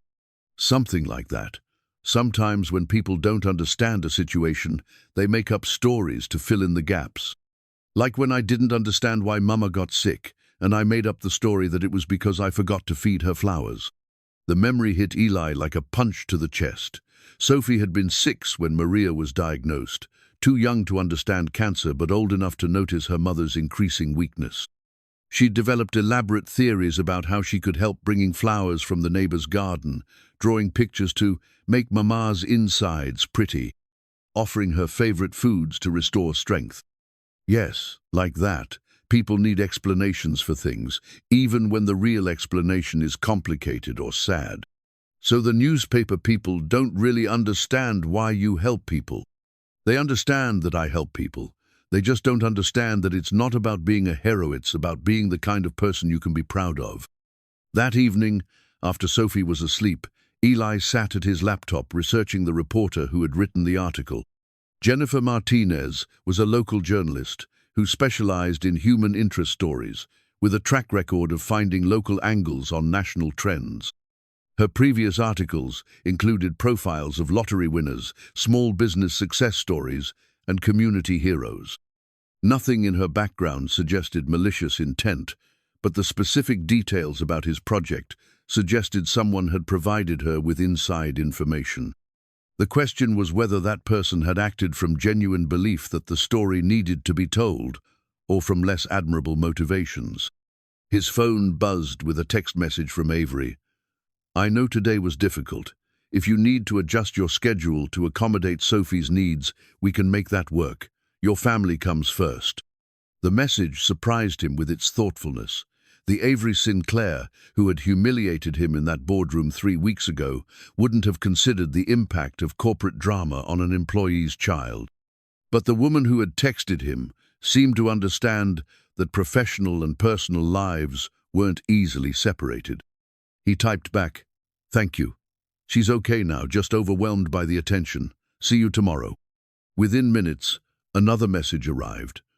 For what it's worth, the article positions you as exactly the kind of innovative thinker this company needs. Don't let the politics discourage you from doing important work. Eli stared at the message for a long time, trying to decode its subtext. Was Avery offering professional encouragement or something more personal? Did it matter, as long as the work itself remained meaningful? Tomorrow he would return to the office and face whatever reactions the article had generated among his colleagues. Some would probably view him with increased respect, others with suspicion or resentment. The media attention would add pressure to succeed, transforming his private efforts to improve safety equipment into a public test of his credibility. But tonight, Sophie was safe in her bed, her anxiety about change temporarily soothed by ice cream and reassurance. Her drawing of his office building was taped to the refrigerator next to her earlier artwork, a visual reminder of how their lives were evolving. Change was complicated, bringing opportunities and threats in equal measure. The only constant was his commitment to protecting what mattered most while adapting to circumstances he couldn't control. Tomorrow would bring new challenges, but they would face them together, one day at a time. The fire investigation report arrived on a Tuesday morning, delivered to Avery's office by a grim-faced detective who requested that she review the findings immediately and in private. Eli was there for their weekly project meeting when Detective Rodriguez, from the Seattle Police Department's arson unit, spread the official documents across the conference table. Miss Sinclair, I need to inform you that the fire at your residence has been officially classified as arson, the detective said, his voice carrying the weight of someone who delivered bad news professionally. The evidence is conclusive. Avery's face went pale, but her voice remained steady. Arson. Someone deliberately set my house on fire. Yes, ma'am. The accelerant was gasoline, applied to multiple ignition points throughout the lower level. The perpetrator knew enough about fire behavior to ensure rapid spread through the structure. Detective Rodriguez opened a file folder containing photographs and technical analysis. This wasn't random vandalism or amateur hour. Someone wanted that house to burn completely. Eli felt the world shift around him as the implications hit home. He'd saved Avery from a burning building, but what he'd actually done was prevent a murder. Someone had tried to kill her, and his intervention had unknowingly foiled their plan. Do you have any suspects? Avery asked, her business executive composure intact despite the personal nature of the threat. We're investigating several possibilities. The timing is significant. The fire occurred just 3 days after your interview with Mr. Ramirez here became public knowledge. Someone may have been waiting for the right moment when you'd be alone and vulnerable. The interview became public knowledge, Eli interrupted. How? Detective Rodriguez consulted his notes. Security footage from your building lobby was obtained by a local blogger who specializes in corporate executive tracking. He posted about the mystery meeting between you and the famous CEO, speculating about potential business deals. The post included your home address, drawn from public property records. The casual invasion of privacy was stunning. Some stranger with a camera had turned a private meeting into public spectacle, inadvertently providing information that someone had used to plan attempted murder. Have there been other threats against you? The detective continued. Disgruntled employees, business rivals, personal conflicts? Avery was quiet for a long moment, her fingers tracing the edge of the investigation report. Running a large corporation creates enemies. Layoffs, contract disputes, competitive decisions that hurt other companies, but nothing that seemed to rise to the level of violence. We'll need a complete list of potential adversaries, recent and historical, business and personal. Detective Rodriguez handed her a card. In the meantime, I strongly recommend enhanced security measures. Whoever did this didn't expect you to survive, and they may try again when they realize you're still alive. After the detective left, Eli and Avery sat in stunned silence, the weight of the revelation settling between them like smoke. Everything about their relationship had been reframed by this new information. His rescue hadn't been a spontaneous act of heroism, it had been the accidental prevention of premeditated murder. "I need to ask you something," Avery said finally, "and I need complete honesty." "Okay. The timing of your presence at the fire scene, was it really coincidence?" The question hit him like cold water. "You think I was involved?" "I think someone tried to kill me, and you happened to be there at exactly the right moment to prevent it. In my experience, coincidences that convenient are usually something else." Eli stood abruptly, anger flashing through him. "You think I set your house on fire so I could play hero and get a job? I think I need to consider all possibilities." "Then consider this possibility. I heard the emergency call on my scanner, recognized your address from the business articles I'd read, and drove over out of curiosity. When I saw someone moving around inside the burning building, I did what 15 years of training had taught me to do." Avery studied his face with the same intensity she'd shown during his original interview, looking for signs of deception or calculation. "The timing still bothers me. 3 days after our interview, when you knew you wouldn't get the job. When I knew you'd humiliated me in front of your team," Eli corrected. "When I was angry and hurt, and probably not thinking clearly about anything except how to explain to my daughter that her therapy might have to stop because I wasn't good enough for your company." The raw honesty in his voice seemed to break through her corporate skepticism. "I'm sorry. I had to ask." "No, you didn't. You chose to ask because it's easier to believe in conspiracy than coincidence. Easier to think I had ulterior motives than to accept that someone would risk their life for a person who treated them badly." Eli moved toward the door, then stopped. "For what it's worth, I wish I'd never driven to your house that night. I wish I'd stayed home with Sophie and let someone else deal with your emergency, because this," he gestured at the investigation report, "this complicates everything. Where are you going?" "To think about whether I want to keep working for someone who suspects me of attempted murder." The elevator ride down to the parking garage felt endless. Eli's hands shook as he fumbled with his car keys, adrenaline and anger coursing through his system in equal measure. Avery's suspicion had transformed his act of heroism into something sordid and calculated, poisoning the satisfaction he'd felt about their professional collaboration. His phone buzzed with calls from reporters who had somehow learned about the arson investigation. The hero narrative was evolving into something more complex and sinister, mysterious circumstances, potential conspiracies, questions about timing and motivation that would fuel speculation for weeks. By the time he reached home, Eli had made a decision. He called Sarah Kim and arranged to meet her at a coffee shop near the office, somewhere they could talk privately, without corporate surveillance or professional obligations. "I heard about the investigation," Sarah said when they met an hour later. "It's all over the building. People are scared." "Scared of what?" "That whoever tried to kill Avery might target other executives, that the company is under some kind of coordinated attack." Sarah stirred her coffee absently. "There are also rumors that you're under suspicion. Avery thinks the timing of my rescue was too convenient to be coincidental." "And what do you think?" "I think someone tried to commit murder, and I accidentally prevented it.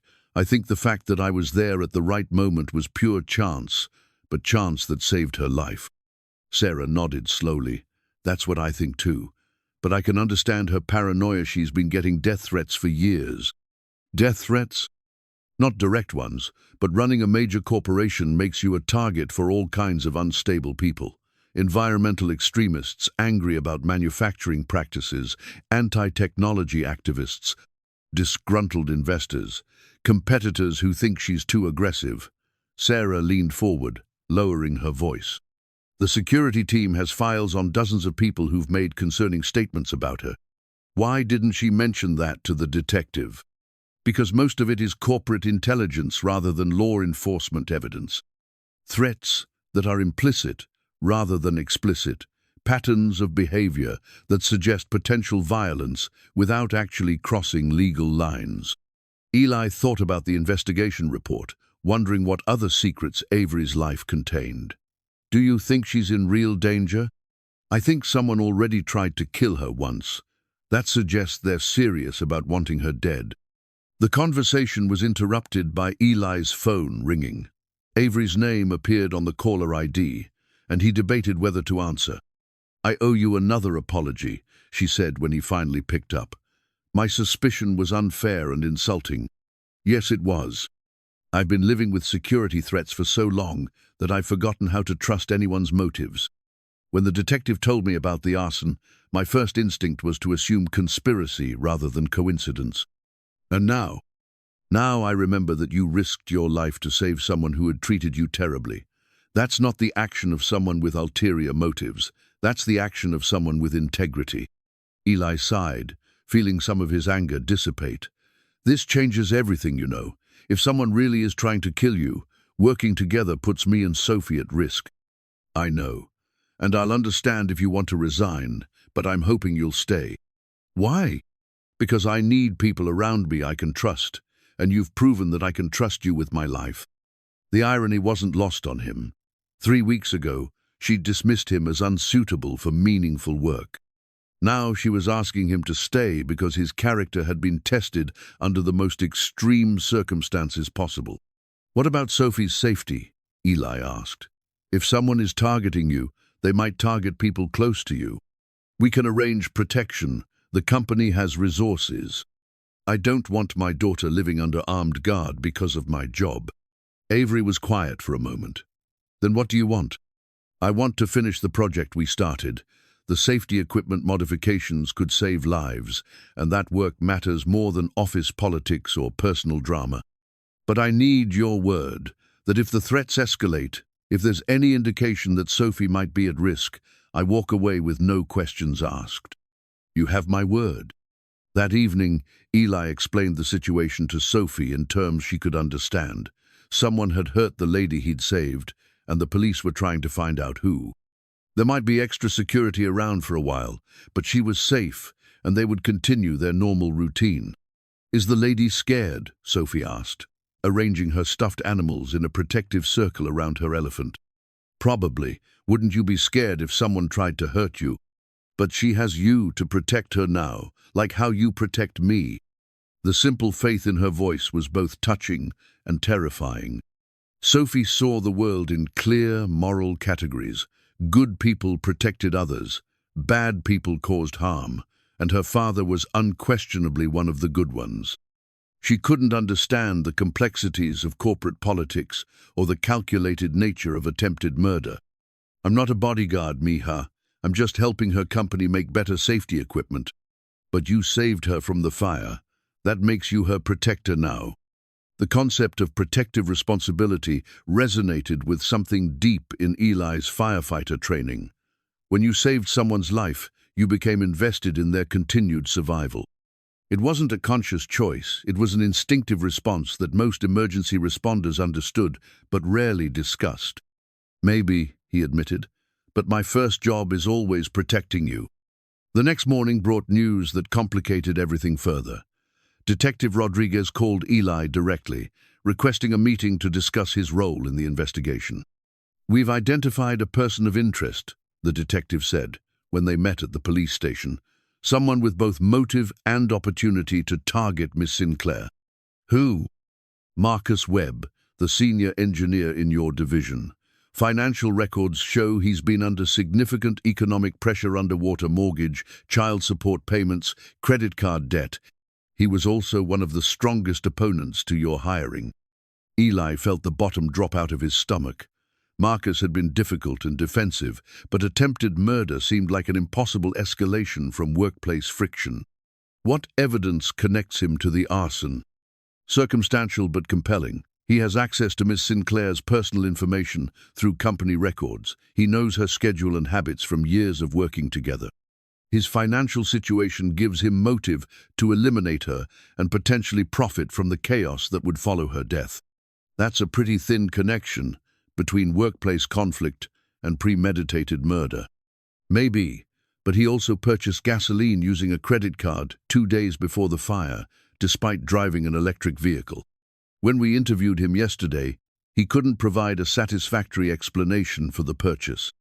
The revelation hit Eli like a physical blow. He'd been working alongside someone who might have tried to commit murder, sharing technical insights and building professional relationships with a potential killer. Are you arresting him? Not yet. We need more evidence to make charges stick. But we wanted you to know, because you're working closely with him, and if he realizes we suspect him, he might become desperate. What does that mean for my safety, for my daughter's? It means you should be careful. If Webb is our perpetrator, you're the person who prevented his plan from succeeding. That makes you both a witness and an obstacle. Eli drove back to the office in a state of shock, trying to process the possibility that Marcus had attempted murder over a workplace disagreement. It seemed impossible, but then again, most people couldn't imagine the circumstances that drove someone to set fire to an occupied building. The safety division felt different when he returned, charged with tension he couldn't quite identify. People worked quietly at their desks, avoiding eye contact and speaking in hushed tones. News of the arson investigation had clearly spread through the building, creating an atmosphere of suspicion and fear. Marcus was at his workstation, reviewing technical specifications with apparent normalcy. He looked up when Eli approached, offering a greeting that seemed forced but not obviously hostile. "Heard about the investigation," Marcus said. "Crazy stuff. Who do you think would want to hurt Avery?" The casual use of their CEO's first name struck Eli as odd. In all their previous interactions, Marcus had referred to her as Ms. Sinclair, or simply the boss. The sudden informality suggested either growing comfort or calculated deception. "I don't know," Eli replied carefully. "The police seem to think it was someone with inside knowledge of her routines. That could be dozens of people. Everyone from her executive assistant to the building maintenance staff knows her schedule." "True, but not everyone has access to her home address and personal information." Marcus's expression didn't change, but something flickered in his eye-sweariness, perhaps, or recognition that he was being evaluated. "The police talked to everyone in the division yesterday. Pretty invasive questions about our relationship with Avery, our financial situations, our whereabouts during the fire. Standard investigation procedure, I imagine." "Yeah, probably. Still feels weird being treated like a suspect when you're just trying to do your job." The conversation felt like verbal chess, each comment carefully chosen to probe for information while revealing as little as possible. Eli found himself studying Marcus's body language, looking for signs of guilt or deception, wondering if he was sharing workspace with someone who had tried to commit murder. "The safety equipment project is moving forward," Eli said, changing the subject to something more concrete. "Avery wants to accelerate the timeline for the prototype testing." "Makes sense. Media attention on the division could help with funding approval." Marcus turned back to his computer screen. "I've been working on the manufacturing cost analysis you requested. Should have preliminary numbers by end of week." The normalcy of the conversation was surreal. They were discussing project timelines and budget analyses, while one of them might be a would-be killer and the other might be his next target. Eli spent the rest of the morning reviewing technical specifications and trying to maintain professional routine despite the paranoia growing in the back of his mind. Every interaction with Marcus felt loaded with subtext, every casual conversation potentially containing hidden threats or admissions of guilt. At lunch, Sarah found him in the building's small cafeteria, sitting alone at a corner table and pushing food around his plate without eating. "You look like hell," she said, sitting down across from him. "Thanks. That's exactly what I was going for." "The police talked to you, didn't they? About Marcus?" Eli looked up sharply. "How did you know?" "Because they talked to me too. Asked about his financial situation, his reaction to your hiring, whether he'd made any concerning statements about Avery." Sarah lowered her voice. "I've been thinking about it all morning, and there were things I dismissed at the time that seem more significant now." "What kind of things?" "Comments about how the company would be better off without her. Complaints about her leadership style becoming increasingly personal rather than professional. A few weeks ago, he said something about how some problems could only be solved by removing the source entirely. That doesn't necessarily mean he was planning murder." No, but combined with the financial pressure and the timing of the fire, it creates a pattern. Sarah paused, choosing her words carefully.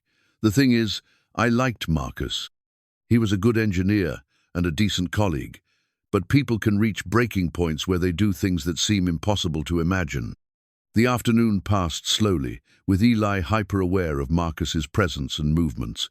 When Marcus left early for a dentist appointment, Eli felt relief that was both profound and disturbing.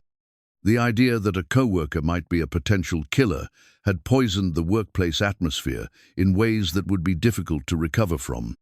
That evening, as Eli helped Sophie with her homework, his phone buzzed with a text from an unknown number. "Stop interfering or you'll regret it." The message was simple and direct, carrying the unmistakable tone of a threat. Eli immediately called Detective Rodriguez, who arranged for patrol units to drive by their apartment building throughout the night. "This confirms that whoever tried to kill Avery sees you as an obstacle," the detective said. "You prevented their plan once, and they're worried you might interfere again. What do I do?" "Be careful, vary your routines, stay alert to your surroundings, and consider whether the consulting job is worth the risk to you and your daughter." That night, Eli lay awake, listening to every sound in their apartment, building footsteps in the hallway, car doors slamming outside, the hum of the elevator moving between floors. Sophie slept peacefully in the bed they shared, her stuffed elephant clutched tightly in her arms, oblivious to the danger that might be circling their carefully constructed life. Someone had tried to commit murder and failed. Now they were threatening the person who had interfered with their plan. The heroic rescue that had seemed like the beginning of positive change in their lives had become the catalyst for something far more dangerous. Eli thought about Avery's offer of protection, about the resources her company could provide to keep them safe. But accepting that help would mean acknowledging that his simple act of helping someone in need had drawn them into a conflict with stakes he was only beginning to understand. The fire investigation report lay on his dresser, its clinical language describing accelerants and ignition patterns that added up to attempted murder. Someone had wanted Avery Sinclair dead badly enough to plan and execute arson. The question now was whether they wanted it badly enough to try again, and whether they were willing to hurt an innocent 9-year-old to eliminate the man who had prevented their first attempt. Tomorrow would bring new challenges and difficult decisions, but tonight Sophie was safe beside him, and that had to be enough to build on, one careful step at a time. The prototype safety device gleamed under the workshop lights, 6 months of collaboration distilled into a piece of equipment that could mean the difference between life and death for emergency responders. Eli ran his fingers along the modified air intake system, feeling the satisfaction of work that mattered, even as threats continued to circle their lives, like predators waiting for weakness. "Final testing is scheduled for tomorrow," Sarah announced, consulting her tablet while standing beside the workbench. "The rooftop demonstration will be broadcast live to the board meeting, with representatives from 3 major fire departments observing remotely." "No pressure," Eli muttered, but he was smiling.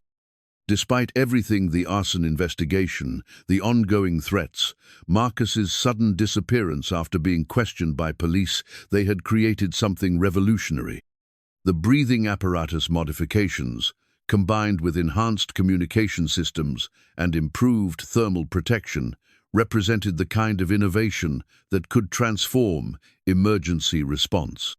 "The media coverage will be extensive," Avery added, joining them in the workshop.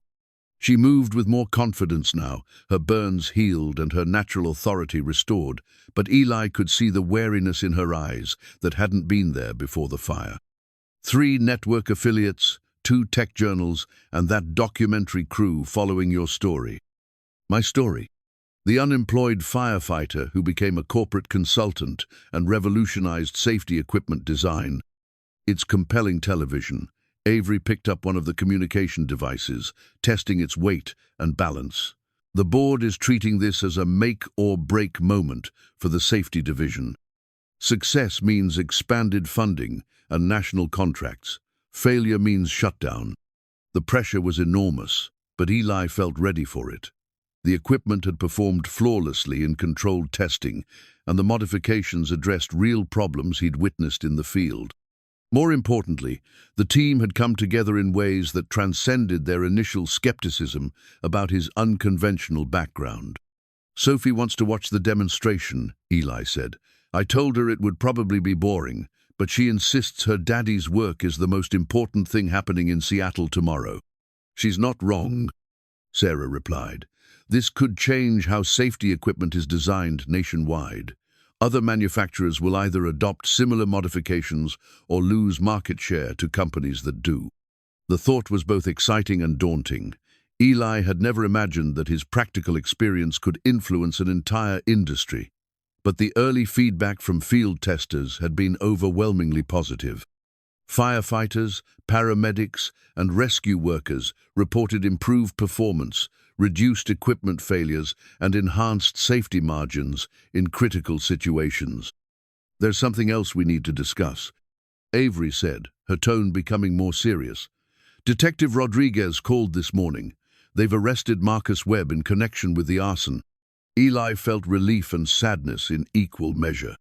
Relief that the threat had been neutralized, sadness that a colleague he'd worked alongside for months had been capable of attempted murder. What evidence convinced them to make the arrest? "Surveillance footage from a gas station near my house, showing him purchasing gasoline in containers, financial records indicating payments from a competitor who would benefit from our safety division's failure, and a search of his apartment that uncovered research about my personal routines and security arrangements." So it was corporate espionage that escalated to attempted murder? Apparently. The competitor wanted to eliminate our safety division and acquire our patents through bankruptcy proceedings. Marcus was supposed to sabotage the division from within, but when that didn't work fast enough, the plan evolved to something more drastic.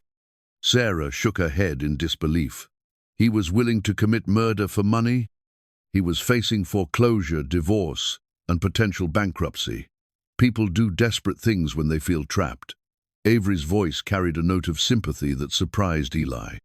"That doesn't excuse attempted murder, but it helps explain how someone can rationalize the unthinkable." "What does this mean for tomorrow's demonstration?" Eli asked. "It means we proceed as planned, but with enhanced security. The threat to me was specific to Marcus and his employers, and with him in custody, the immediate danger has passed." The rest of the day was spent in final preparations, reviewing safety protocols, coordinating with the film crew, and running through contingency plans for every possible scenario. Eli found himself thinking about the journey that had brought him to this moment, from the humiliation of his first interview to the heroic rescue that had changed everything. That evening, he sat with Sophie at their kitchen table, helping her with homework while she chatted about the upcoming demonstration. She had drawn another picture for his office, this one showing stick figures in safety gear standing on top of a tall building, with a rainbow arcing overhead and the words, "My Daddy Saves People," written in careful block letters. "Are you nervous about tomorrow?" she asked, looking up from her math worksheet. "A little, but good nervous, like before a big test when you've studied hard and know you're ready." "Will the lady you saved be there?" "Yes. She'll be watching from inside the building while I test the equipment on the roof." Sophie nodded thoughtfully. "I think she's different now. In your stories about work, she sounds nicer than she did before." "People can change, Miha. Sometimes difficult experiences teach us important lessons about what matters most. Like how Mama's sickness taught us that time together is more important than having lots of money." The wisdom in her 9-year-old observation never failed to amaze him. Exactly like that. They spent the evening in comfortable, routine dinner, homework, story time, and the careful ritual of preparing for bed that had evolved since Maria's death. Sophie arranged her stuffed animals in protective formation around her pillow, kissed the framed photo of her mother goodnight, and settled into sleep with the trust of someone who believed tomorrow would bring good things. Eli lay awake longer, reviewing the demonstration procedures and thinking about the path that had led him here. 6 months ago, he'd been unemployed and desperate, facing the possibility that Sophie's therapy might have to stop. Now he was preparing to showcase innovations that could save lives nationwide, working for a company that valued his expertise and compensated him fairly for it. The transformation wasn't just professional, it was personal. The anger and bitterness he'd carried after Maria's death had slowly given way to something more constructive. Purpose, maybe, or simply the satisfaction of meaningful work that honored her memory by helping others. His phone buzzed with a text from Avery. "Thank you for everything you've contributed to this project. Tomorrow is about celebrating what we've accomplished together." He typed back, "Thank you for the second chance. See you on the rooftop." The morning of the demonstration dawned clear and cold, with the kind of crisp Seattle sky that made the city's skyline look like something from a postcard. Eli arrived at the office early, before the media crews and board members, to run through final equipment checks and review safety protocols one more time. The rooftop of the Sinclair Technologies building offered a panoramic view of Elliott Bay, with the Olympic Mountains visible in the distance and ferries moving like white insects across the grey water.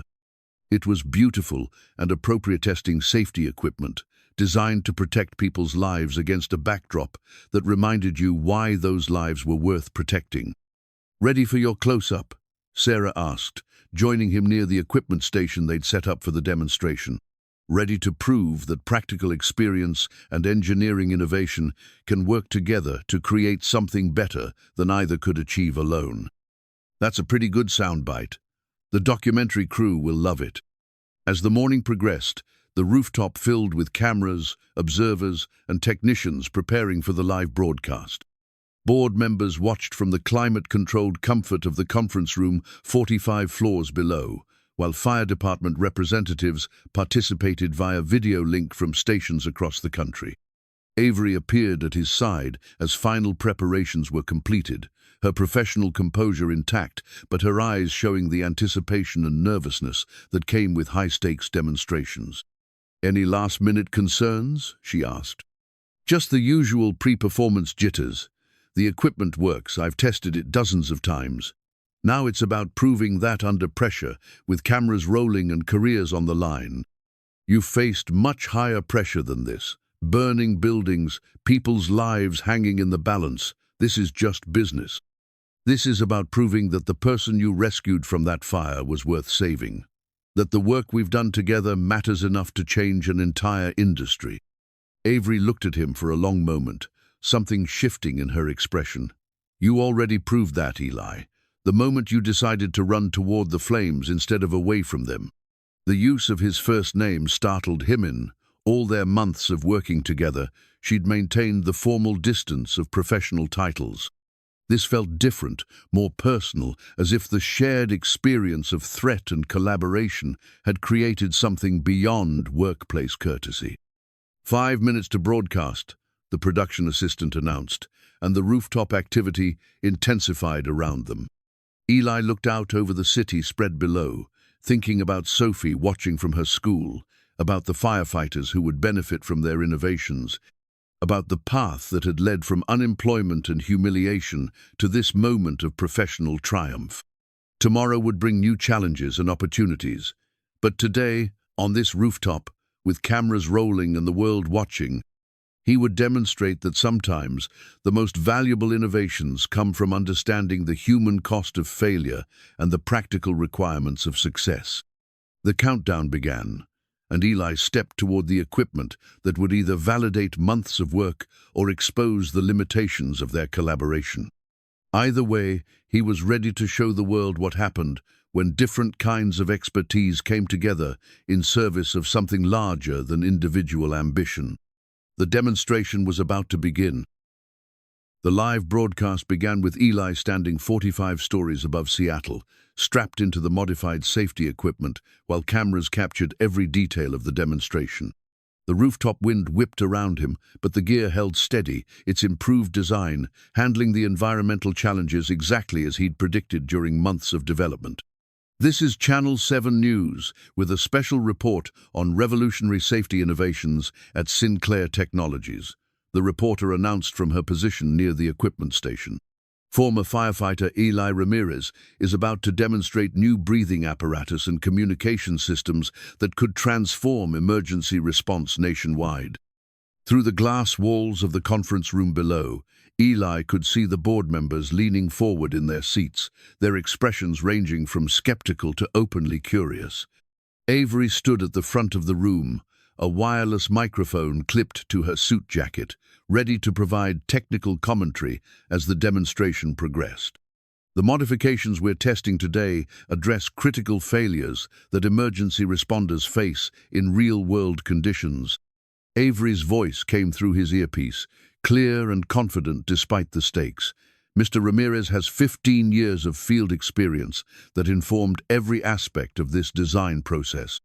Eli activated the breathing apparatus, feeling the familiar sensation of filtered air flowing through the improved intake system.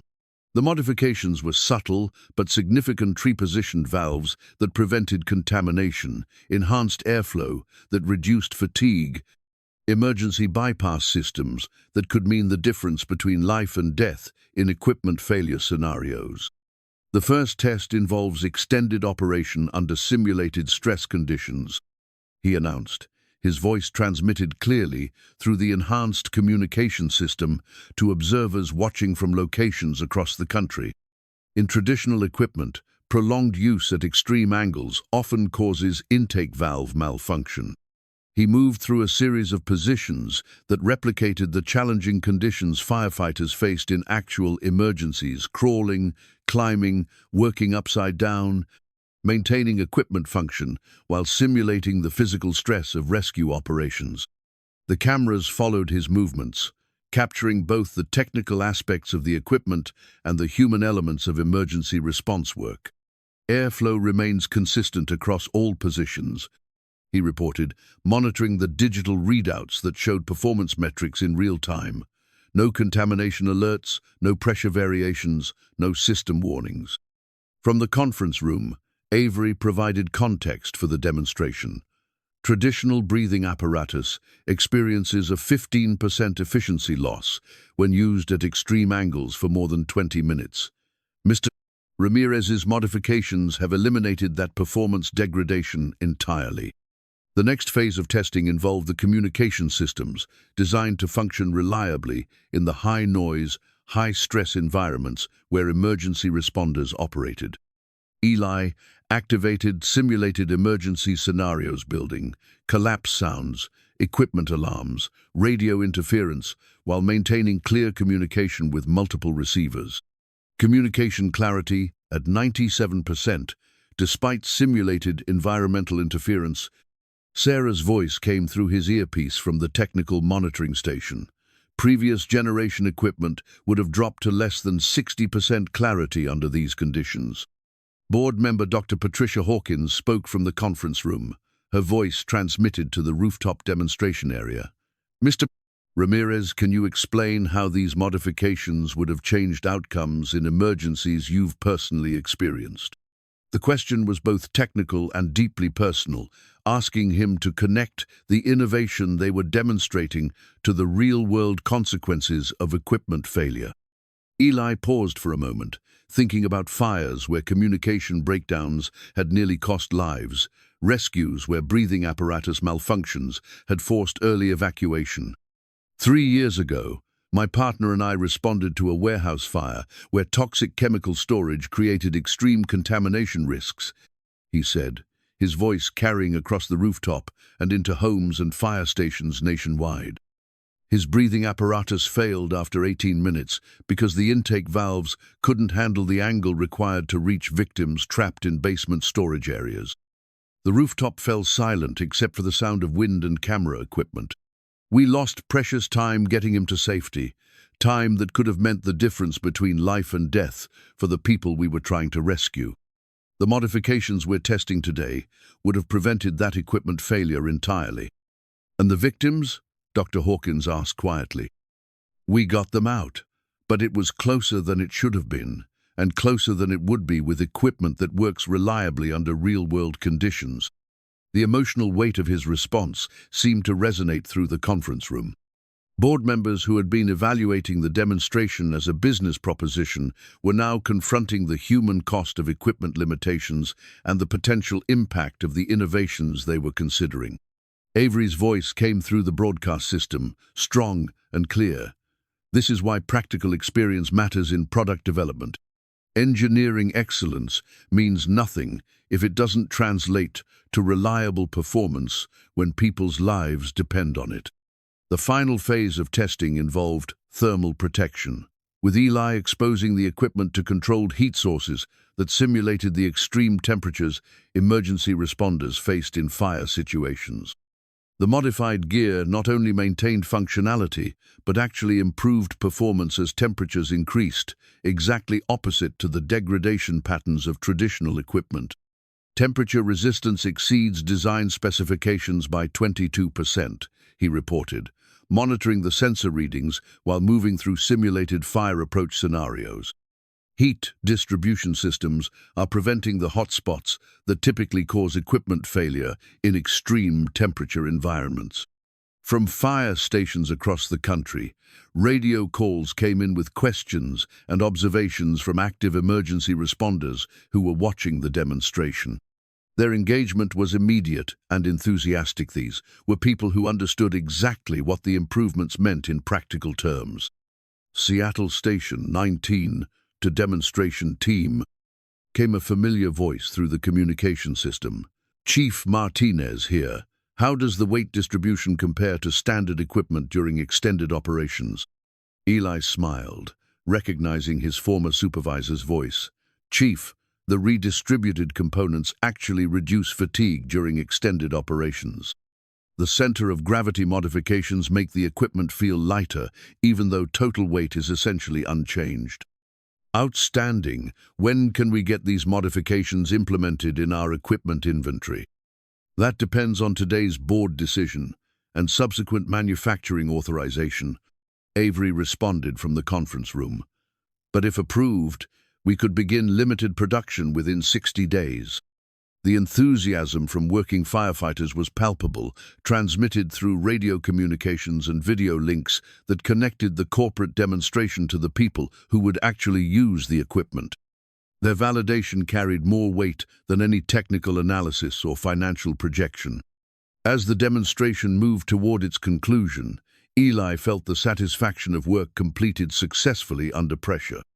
The equipment had performed flawlessly, the modifications had proved their worth, and the collaboration between practical experience and engineering innovation had created something genuinely valuable. Final systems check shows all equipment operating at optimal performance after 90 minutes of stress testing, he announced to the cameras and the nationwide audience. No failures, no degradation, no safety concerns. The rooftop filled with applause from the production crew and observers, while similar sounds came through the communication links from fire stations and emergency response centers across the country. In the conference room below, board members were engaged in animated discussion, their earlier skepticism replaced by obvious interest. But for Eli, the most important validation came through a text message on his personal phone from Linda Chen. Sophie is watching at school and she's so proud she's crying happy tears. You did it, Hero Daddy. As the cameras continued rolling and the media crew conducted interviews, Eli looked out over Seattle's skyline and felt the weight of accomplishment. They had created something that would save lives, proven that different types of expertise could work together productively, and demonstrated that second chances could lead to extraordinary outcomes. The demonstration was complete, but the real test was just beginning. Now the board would decide whether to embrace innovation or retreat to safer, more traditional approaches. Either way, Eli knew they had created something remarkable together. The board deliberation lasted 47 minutes, while Eli and the production crew waited on the rooftop, and millions of viewers watched the live coverage continue with expert commentary and field interviews. When the conference room doors finally opened, Avery emerged with an expression that revealed nothing about the outcome. She walked to the rooftop access door with the measured pace of someone who had spent years delivering both good news and devastating setbacks to people whose careers hung in the balance. The cameras followed her movement, capturing every nuance of what had become a pivotal moment not just for the safety division, but for the entire philosophy of how innovation should be approached in corporate environments. "The board has reached a unanimous decision," Avery announced, her voice carrying clearly across the rooftop and into the broadcast equipment. The safety division modifications, demonstrated by Mr. Ramirez, will be implemented immediately with full production authorization and expanded development funding. The rooftop erupted in celebration. Sarah threw her arms around Eli in a spontaneous hug, while the production crew captured reactions from fire departments across the country, whose radio communications filled the air with cheers and congratulations. After months of uncertainty and threat, the work had been validated in the most public way possible. "Furthermore," Avery continued, raising her voice above the celebration, "the board has approved the creation of a new position, Director of Field Integration, to ensure that all future product development incorporates real-world experience alongside engineering expertise." She looked directly at Eli. "Mr. Ramirez, if you're interested, the position is yours." The offer came as a complete surprise. Eli had expected continued consulting work, but the creation of a permanent executive position represented something far more significant: recognition that his approach to innovation was valuable enough to institutionalize within the company structure. "I'm honored," he said, his voice carrying across the broadcast to audiences who had followed his journey from unemployed firefighter to corporate executive. "And I accept." The cheers from the rooftop were echoed by radio calls from fire stations nationwide, creating a moment of shared celebration that transcended the usual boundaries between corporate success and public service. For once, business innovation and practical benefit had aligned perfectly.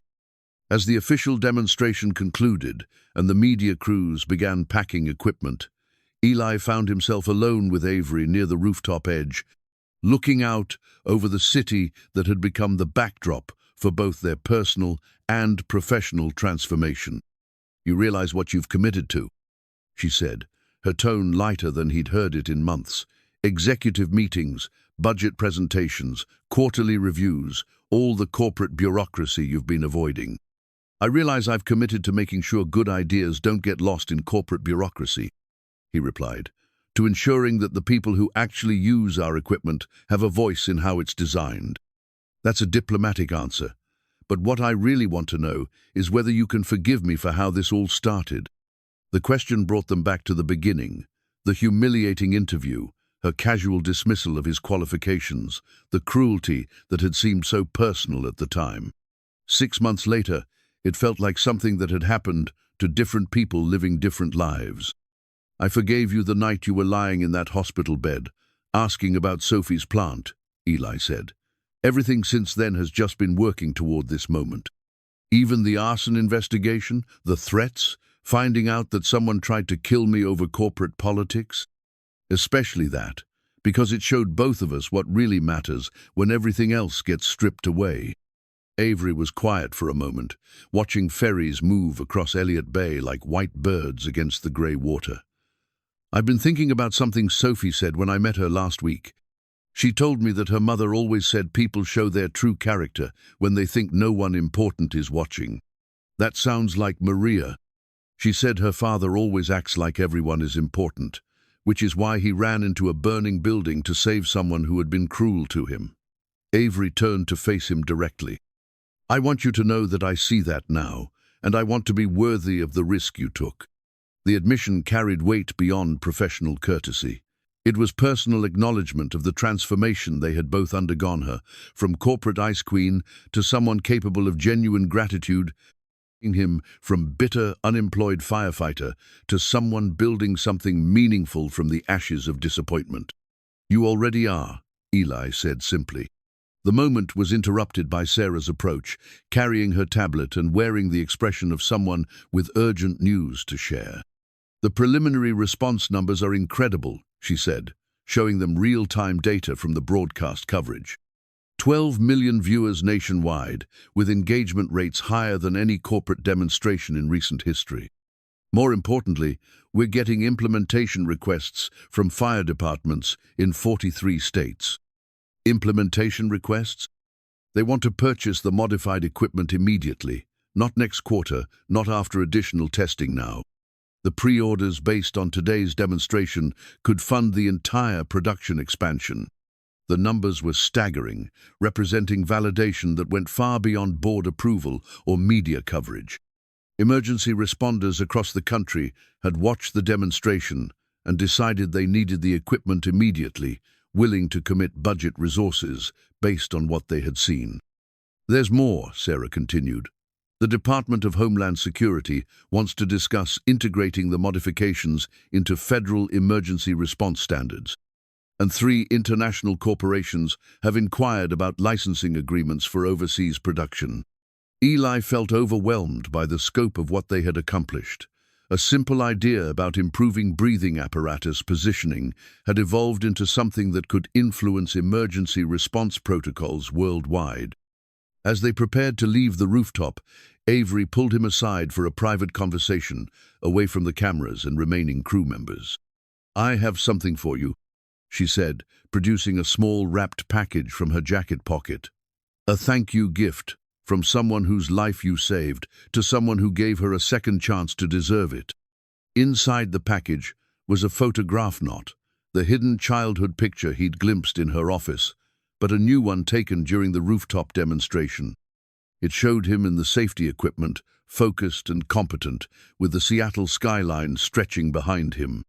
But what made the picture special was the inscription on the back, written in Avery's careful handwriting. "To Eli, who proved that heroes aren't born. They're forged through choices made when no one would blame them for walking away." "Thank you," he said, genuinely moved by the gesture. "Thank you for not walking away." The elevator ride down from the rooftop felt like a descent from mountain peaks back to ordinary life, but Eli knew that nothing about their life would be ordinary anymore. Sophie's therapy would continue without financial stress. They could move to a larger apartment, maybe even start thinking about college savings again. More importantly, he had found work that mattered, colleagues who respected his contributions, and a sense of purpose that honored Maria's memory while building something positive for Sophie's future. When the elevator doors opened on the ground floor, they were greeted by a crowd of Sinclair Technologies employees who had watched the demonstration on monitors throughout the building. The spontaneous applause was warm and genuine, coming from people who understood that today's success reflected well on the entire organization. "Speech!" someone called from the back of the crowd, and others picked up the chant.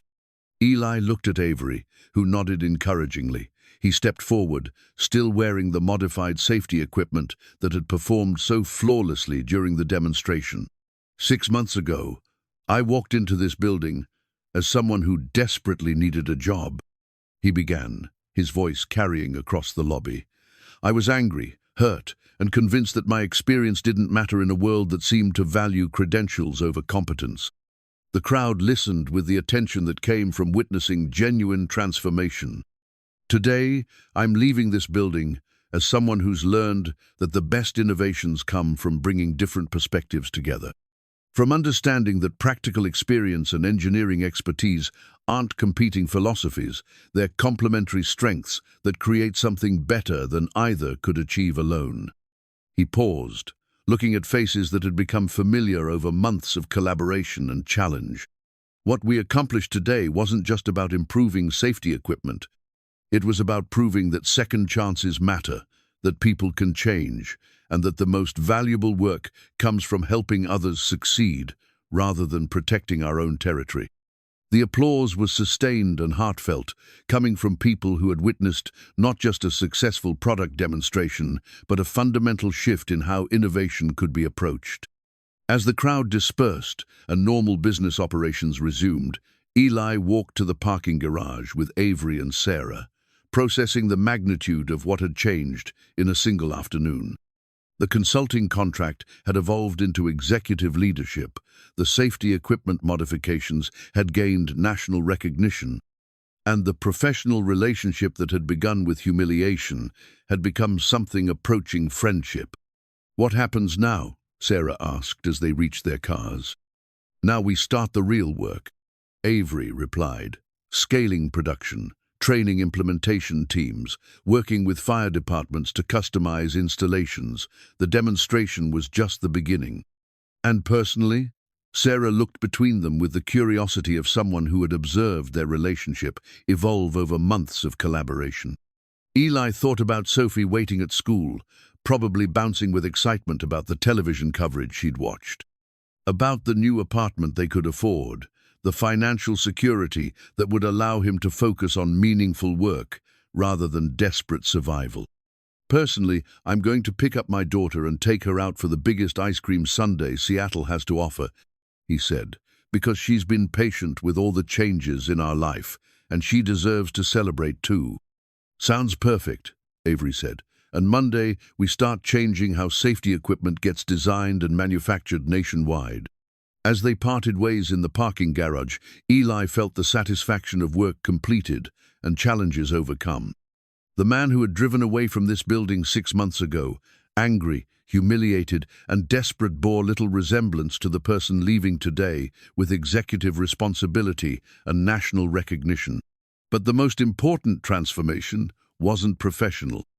It was the restoration of hope, the return of purpose, and the knowledge that Sophie would grow up seeing her father as someone who had turned disappointment into triumph through persistence and integrity. The drive to Sophie's school took him through neighborhoods that represented different versions of success. From downtown towers, where ambition was currency, to working-class areas where people measured progress in smaller increments. Now he belonged to both worlds, bridging the gap between practical experience and corporate innovation. Sophie was waiting with barely contained excitement when he arrived at the school, her backpack clutched in one hand and a drawing in the other. This latest artwork showed a figure in safety equipment standing on top of a tall building, with crowds of people cheering below and the words, "My Daddy the Director," written in careful block letters. "Mrs. Chen told me about your new job," she said, launching herself into his arms. "Does this mean we're rich now?" "It means we're secure now," Eli corrected gently. "It means your therapy will continue, we can move to a bigger apartment, and Daddy has work that helps people stay safe. Like how you helped the lady. Like how we helped each other." As they drove toward the ice cream shop that had become their tradition for celebrating important moments, Sophie chattered about the television coverage she'd watched at school and her plans for redecorating their new apartment. Her excitement was infectious, reminding him that the best victories were those that could be shared with the people who mattered most.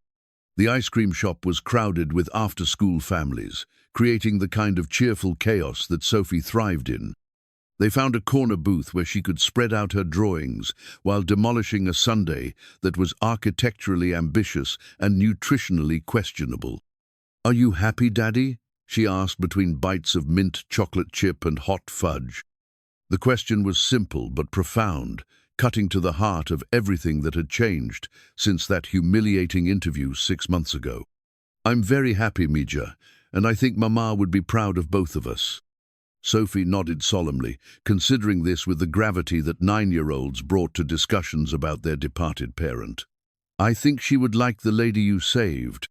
She always said mean people usually just need someone to show them how to be kind." The wisdom in her observation never failed to amaze him. Maria had possessed that same ability to see potential for goodness in people others had written off, to believe in transformation, even when evidence suggested cynicism was more realistic. "I think you're right," Eli said, "and I think she'd be proud that we didn't give up when things got difficult." They finished their ice cream and drove home through the early evening traffic, past the Sinclair Technologies building, where tomorrow would bring new responsibilities and challenges. But tonight was for family celebration, for appreciating how far they had come, and looking forward to possibilities that seemed limitless. The transformation was complete, not just professional success, but personal healing and the restoration of hope that had seemed impossible during the darkest months after Maria's death.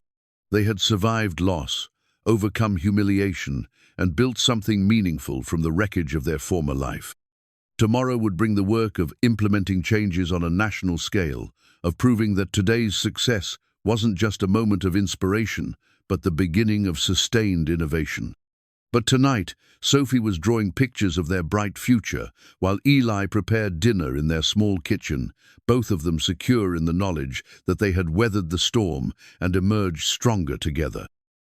1 year later, Eli stood in the conference room of his new office, larger than his first apartment, with windows overlooking Elliott Bay and a view that never failed to remind him how far they had traveled. The walls were decorated with commendations from fire departments nationwide, technical patents bearing his name, and Sophie's artwork that had evolved from stick figures to sophisticated drawings, reflecting her growing understanding of her father's work. The family photo sat prominently on his desk, not just him and Sophie anymore, but the three of them together at the company picnic, where Avery had spent an entire afternoon teaching Sophie how to skip stones, while Eli manned the barbecue grill. It wasn't a traditional family portrait, but it captured something real about how their lives had become intertwined through circumstances none of them could have predicted. "The quarterly safety reports are in," Sarah announced, entering with her usual armload of tablets and documents. "Equipment failure rates are down 63% in departments using our modifications. Response time improvements, average 8 minutes per call. And the cost savings from reduced equipment replacement are exceeding all projections." More importantly, Eli said, reviewing the statistics that represented real-world impact, "How many lives have the improvements saved?"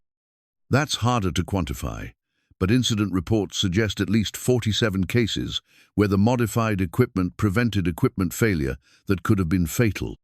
And that's just in the first year of implementation. 47 lives. Eli thought about the families who didn't have to experience the devastation he and Sophie had faced, the children who wouldn't grow up without parents because safety equipment had worked when it mattered most. That was the real measure of success, not corporate profits or industry recognition, but people going home safely to the people who loved them. The intercom buzzed with Avery's voice. "Eli, can you join me in my office? There's something I want to discuss." He found her standing by the windows of her corner office, looking out at the city that had become the backdrop for all their transformations. She was dressed in her usual tailored perfection, but something about her posture suggested this wasn't a typical business meeting. "The board met yesterday to discuss the safety division's performance," she said without turning around. And they want to expand the field integration model to every division in the company. Engineering, manufacturing, customer service, research, and development. They want practical experience informing every aspect of our operations. The scope of what she was describing was staggering. What had begun as consulting work on breathing apparatus, modifications had evolved into a fundamental shift in corporate philosophy, prioritizing real-world application alongside theoretical expertise. That's a massive undertaking. It would require restructuring the entire organization. Yes, it would, which is why they want you to lead the transformation. Avery turned to face him, her expression serious but not unpleasant. "They're offering you the position of Chief Innovation Officer with a mandate to implement field integration across all company operations." The offer was both exciting and daunting. It represented recognition that his approach to innovation had value beyond the safety division, but it also meant responsibility for changing an entire corporate culture. What about Sophie? The position would require more travel, longer hours, greater pressure. The position would also provide resources to ensure Sophie has everything she needs: the best schools, comprehensive support services, college funding that would make her future secure, regardless of what happens.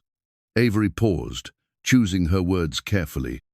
And it would allow her to grow up seeing her father as someone who changed how an entire industry approaches innovation. "Can I think about it?" "Of course.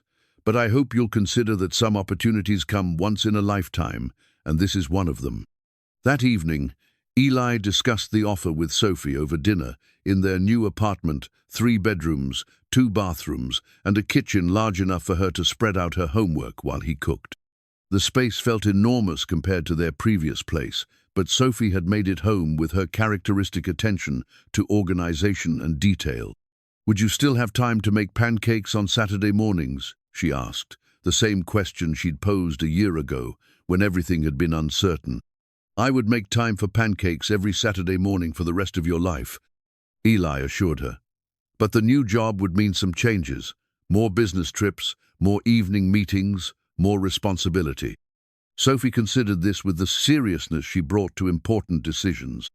At 10 years old, she was more mature than many adults, shaped by loss and challenge into someone who understood that growth required adaptation. Would it help more people stay safe?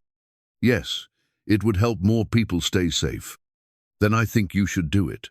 Mama always said helping people was more important than being comfortable. Her wisdom never failed to amaze him. Maria had indeed believed that meaningful work required sacrifice, that the best choices weren't always the easiest ones, and that purpose mattered more than convenience. "There's something else," Eli said, pulling out the second piece of news he'd received that day. "Avery asked if we'd like to join her for Thanksgiving dinner.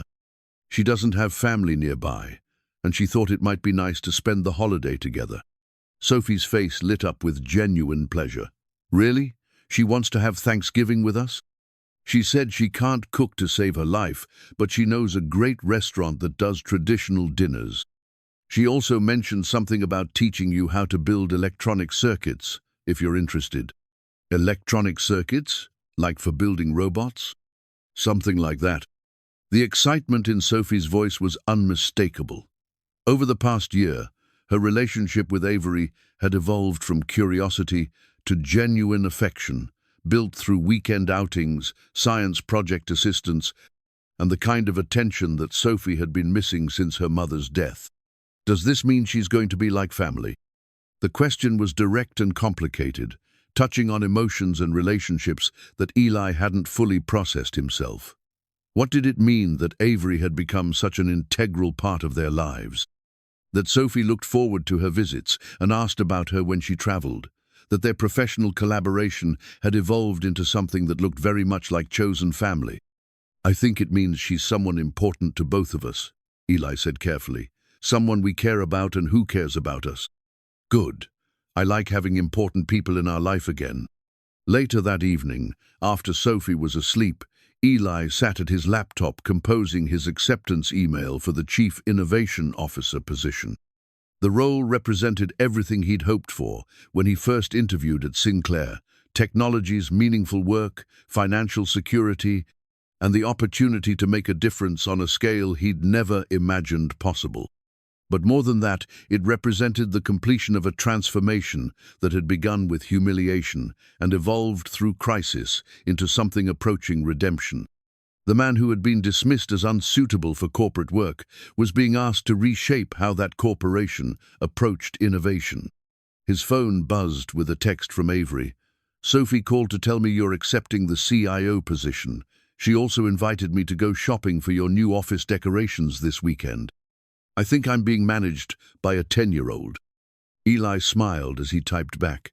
"She's very good at managing people. It's one of her many talents. One of many things she inherited from her father." The compliment was simple but meaningful, acknowledging not just his professional abilities, but his success as a parent, raising a remarkable child under difficult circumstances. It felt like recognition of everything that mattered most to him. He finished the acceptance email and sent it, officially committing to the next phase of their journey together. Tomorrow would bring new challenges and opportunities, the complex work of transforming organizational culture and implementing innovation on a massive scale. But tonight, Sophie was sleeping peacefully in her own room, surrounded by the security and stability he'd worked so hard to provide. Her latest drawing was taped to the Refrigeratora family portrait, showing 3 figures standing together in front of a tall building with the words, "My family," written in careful block letters across the top. The drawing captured something essential about how their lives had evolved. They weren't a traditional family, but they were a chosen one, brought together by circumstances that had tested them all and revealed the best in each of them. Avery had learned to trust and be vulnerable. Eli had learned to forgive and build from disappointment. Sophie had learned that change could bring good things as well as loss. Standing at his window, looking out over the Seattle skyline, Eli thought about the path that had brought them to this moment. The humiliating interview that had seemed like an ending had become a beginning. The rescue that had felt like simple duty had become the foundation for transformation. The woman who had crushed his dignity had become someone he trusted with his daughter's happiness. Sometimes the person you save ends up saving you right back. Sometimes second chances lead to possibilities you never could have imagined. Sometimes the worst moments in your life become the catalysts for the best ones. Tomorrow would bring the work of changing how an entire industry approached innovation, of proving that different perspectives could work together to create something better than either could achieve alone. But tonight was for gratitude, for appreciating how far they'd come and looking forward to possibilities that seemed limitless. The journey from unemployment and desperation to executive leadership and chosen family had taken exactly 1 year. But the real transformation from bitterness to hope, from isolation to connection, from surviving to thriving had taken place 1 day at a time, one choice at a time, one act of courage at a time. Change was still coming, but now they were ready for it, together.